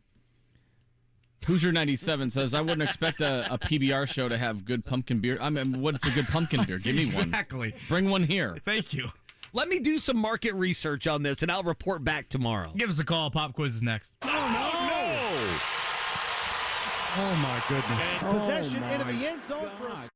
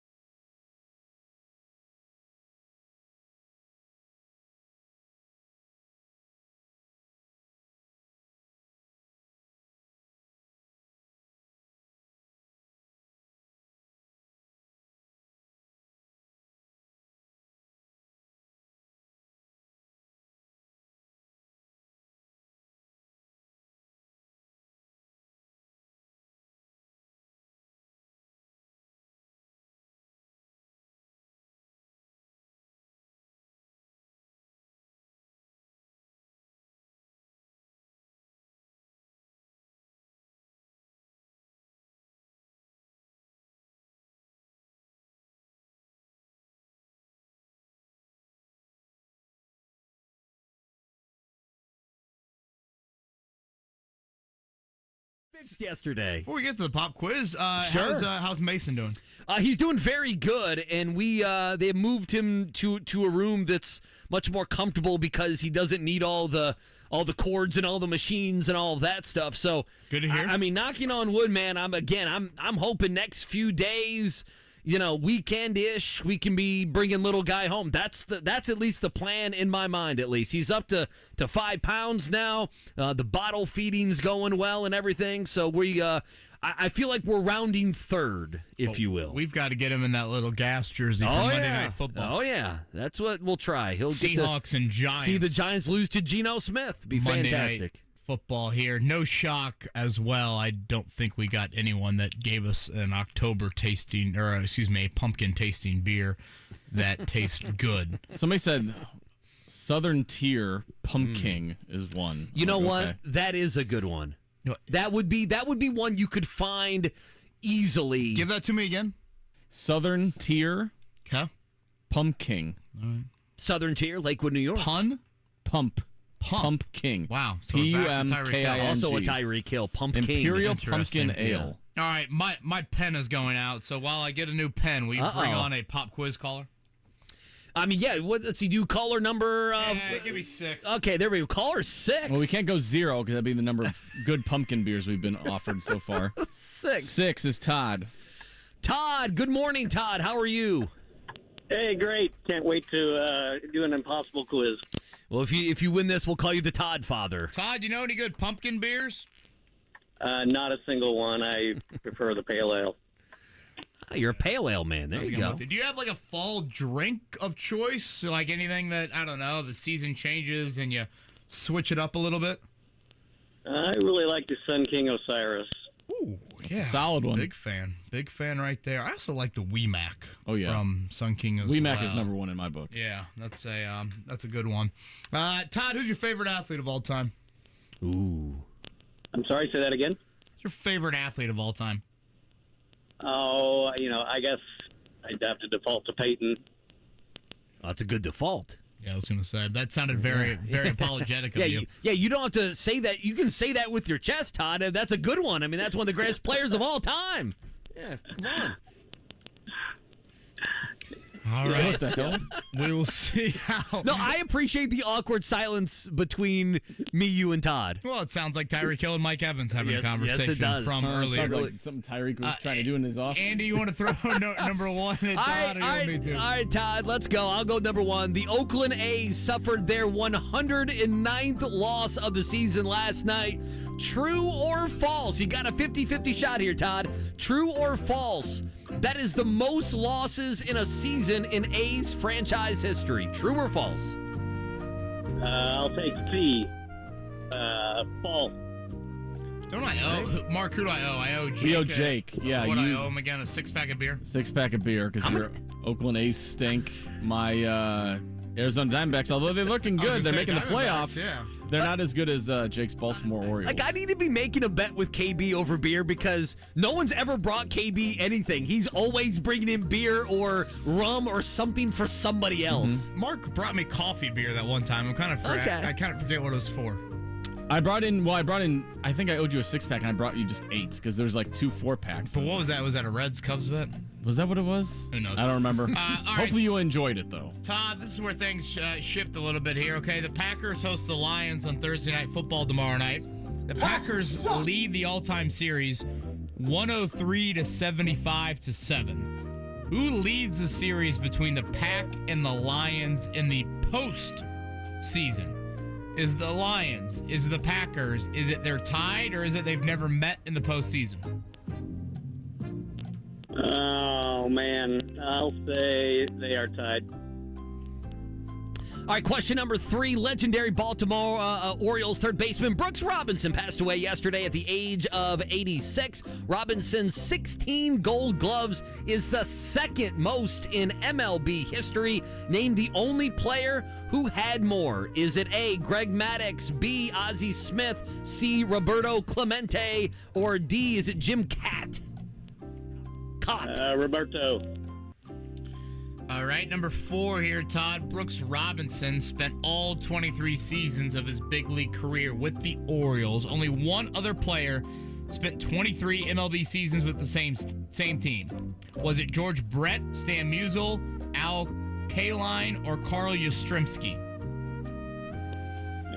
Carl Yastrzemski.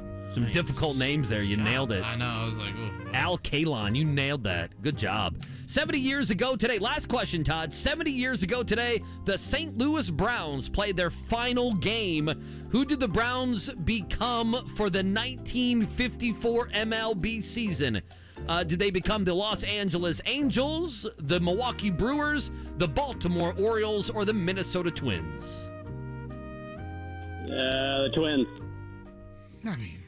I mean, come on. I mean, it was a hell of an effort by Todd, but just... What did he get, 3 out of 5? Or was it only 2? 2, but I mean, look at that pop quiz. The only thing I would say with number 5 is reading Scotty's mind is it's an Orioles-themed day with the passing of Brooks Robinson. That's the only thing I would say. But again, I have the answers in front of me, so it's very unfair for me to say that. When you zig, he zags. I mean, just when you think that, point. You are... Whatever, having the same wavelength as him, boom. I don't even remember that playoff game. Granted, it was 94. Who would have been the Lions quarterback in that Packers-Lions game? Scott Mitchell, perhaps? Charlie Batch? Lions 1994 roster. You got any guesses, Scotty? Eric Hipple? There's a household name. Sounds like my dentist. Eric Kramer? Oh, goodness. I don't know why I can't Looks find like it's this. Scott Mitchell. Is it Scott Mitchell? The lefty. Todd, he got 2 right. It would have been false for number 1. Is correct. And then Carl Yastrzemski was correct as well. That was said with confidence. But that's it. Packers are up 1-0 in the postseason series with the Lions. 16-12 win in the 94 wild card. Wow, what a game. 16-12. Who is playing the Titans and the Saints? I mean, can you imagine the weather of that game? You're a complete loser. Pretty solid direction. What, Kev? What was that? Huh? Pretty solid direction. Yeah. Pretty solid direction.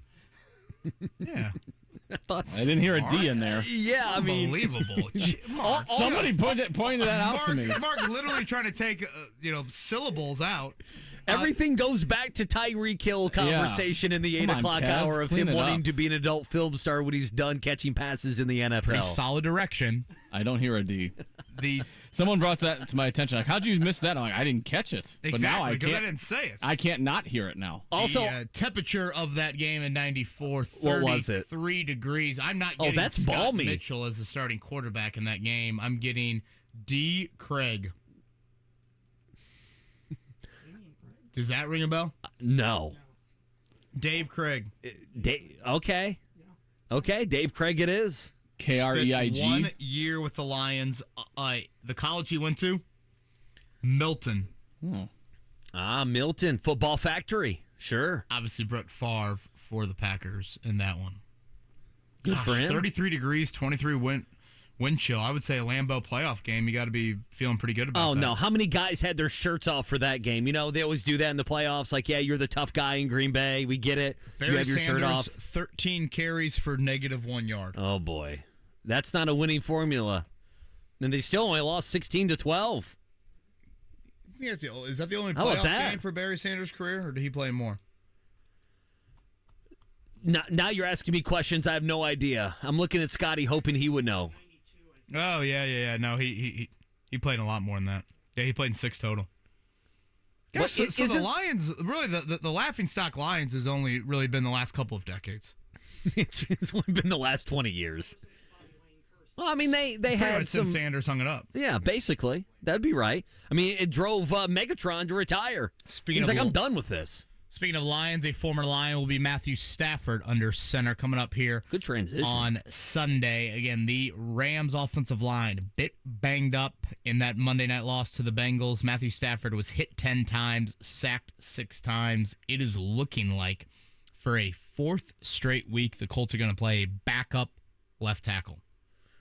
And by the way, speaking of backup left tackles, Bernard Ryman is really, really solid here through the first 3 games. So good news on that front for the Colts, and more good news in the fact that another backup left tackle looks to be awaiting.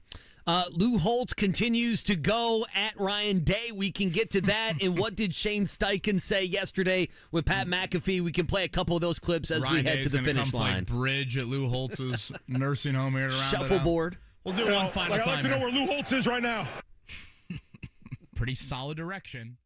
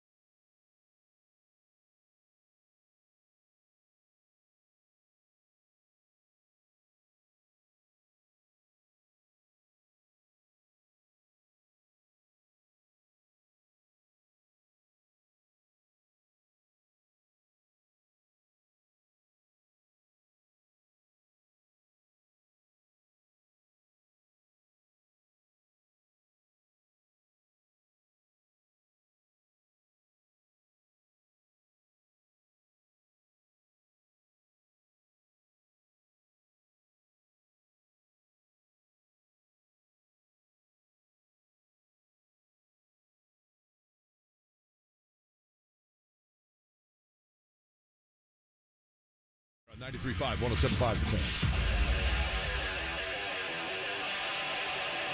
It's the wake-up call with KB and Andy on 93.5 and 107.5 The Fan. Alrighty, last segment here. We'll get to some Shane Steichen sound in just a second. We'll see if KB wants to respond as well. Lou Holtz fires back at Ryan Day. I have to ask you guys this, and you may not know, and I should know, but I'm just going to ask it. Why is the Kevin James... you know who Kevin James is, right? King of Queens. Yeah, sure. You know, what did he do? That movie Hitch with Will Smith, I believe. You know the meme of him kind of like shrugging with his hands in his pockets? Why has that become a meme that I'm now seeing everywhere over the last week or so? I guess it was like, which seems insane. It's like the 25th anniversary of King of Queens debuting on television or something. Is it really? God, that long? I know. I can't believe it. But apparently that's the case. And so a couple of the stars had posted like, oh, this and that. And then there's these stock photos of like just Kevin James doing the goofiest blank. Yeah. And like they put those out there. And so people are just kind of taking it and run with it because it's just like they have him just like hugging a light pole and all this. I was like, what the hell is going on at CBS back then? Yeah, but you know the shrug that I'm talking about. Oh, I know the shrug, like the sheepish bleep-eating grin that he has on his face. And I'm like, now I'm seeing it all over the place. Sports, entertainment. I'm seeing it everywhere. Enjoyed it. And I just, okay, Kevin James. King of Queens, good show, yes? Yes. Yes. I can't believe it. I can't believe it's 25 years. Is it Leah? Is it Remy? Is that how you say it? Remini? Remini. She did the. Yes, please. Where she was like, remember, she was in she was a Scientologist. Oh. And then she has the whole show where she like tries to, get people out of the Church of Scientology. Get her to go after Ryan Day. See how he responds to that. What did you make of Holtz coming back and saying, Ryan Day just doesn't want to talk about Michigan? It's like, well, yeah, he's not talking about Michigan because that's the final game. Gosh. That's not the game in week 4 or whatever it is. It's the Notre Dame game he was talking about. 86-year-old Holtz, he's the smartest person in the nursing home. He's the one just chirping like none other with these comments. Oh, this is great. What does he do? Does he live in Florida? I'm saying that. I don't know, because old people have to move to Florida. Where does he live? Hanging out in the villages? Is that what you're saying? When did we do away with Mark May and Lou Holtz's show? Didn't they have a show? Oh, yeah. Remember they went back and forth? They had a podium, and they argued back and forth like politicians. What was that? Like college football like game night, or like they would show highlights? I mean, obviously it wasn't game day. No, but that was... They got, like, kind of personal. Maybe not kind of personal. Like, they would go at it. I thought it was a decent watch. Man, what was the name of that? Oh, my goodness. I just can't remember what that was. But, yes, everyone used to watch it. Now, the rough thing for Notre Dame fans right now is you've got to cheer for Ohio State to win out, right?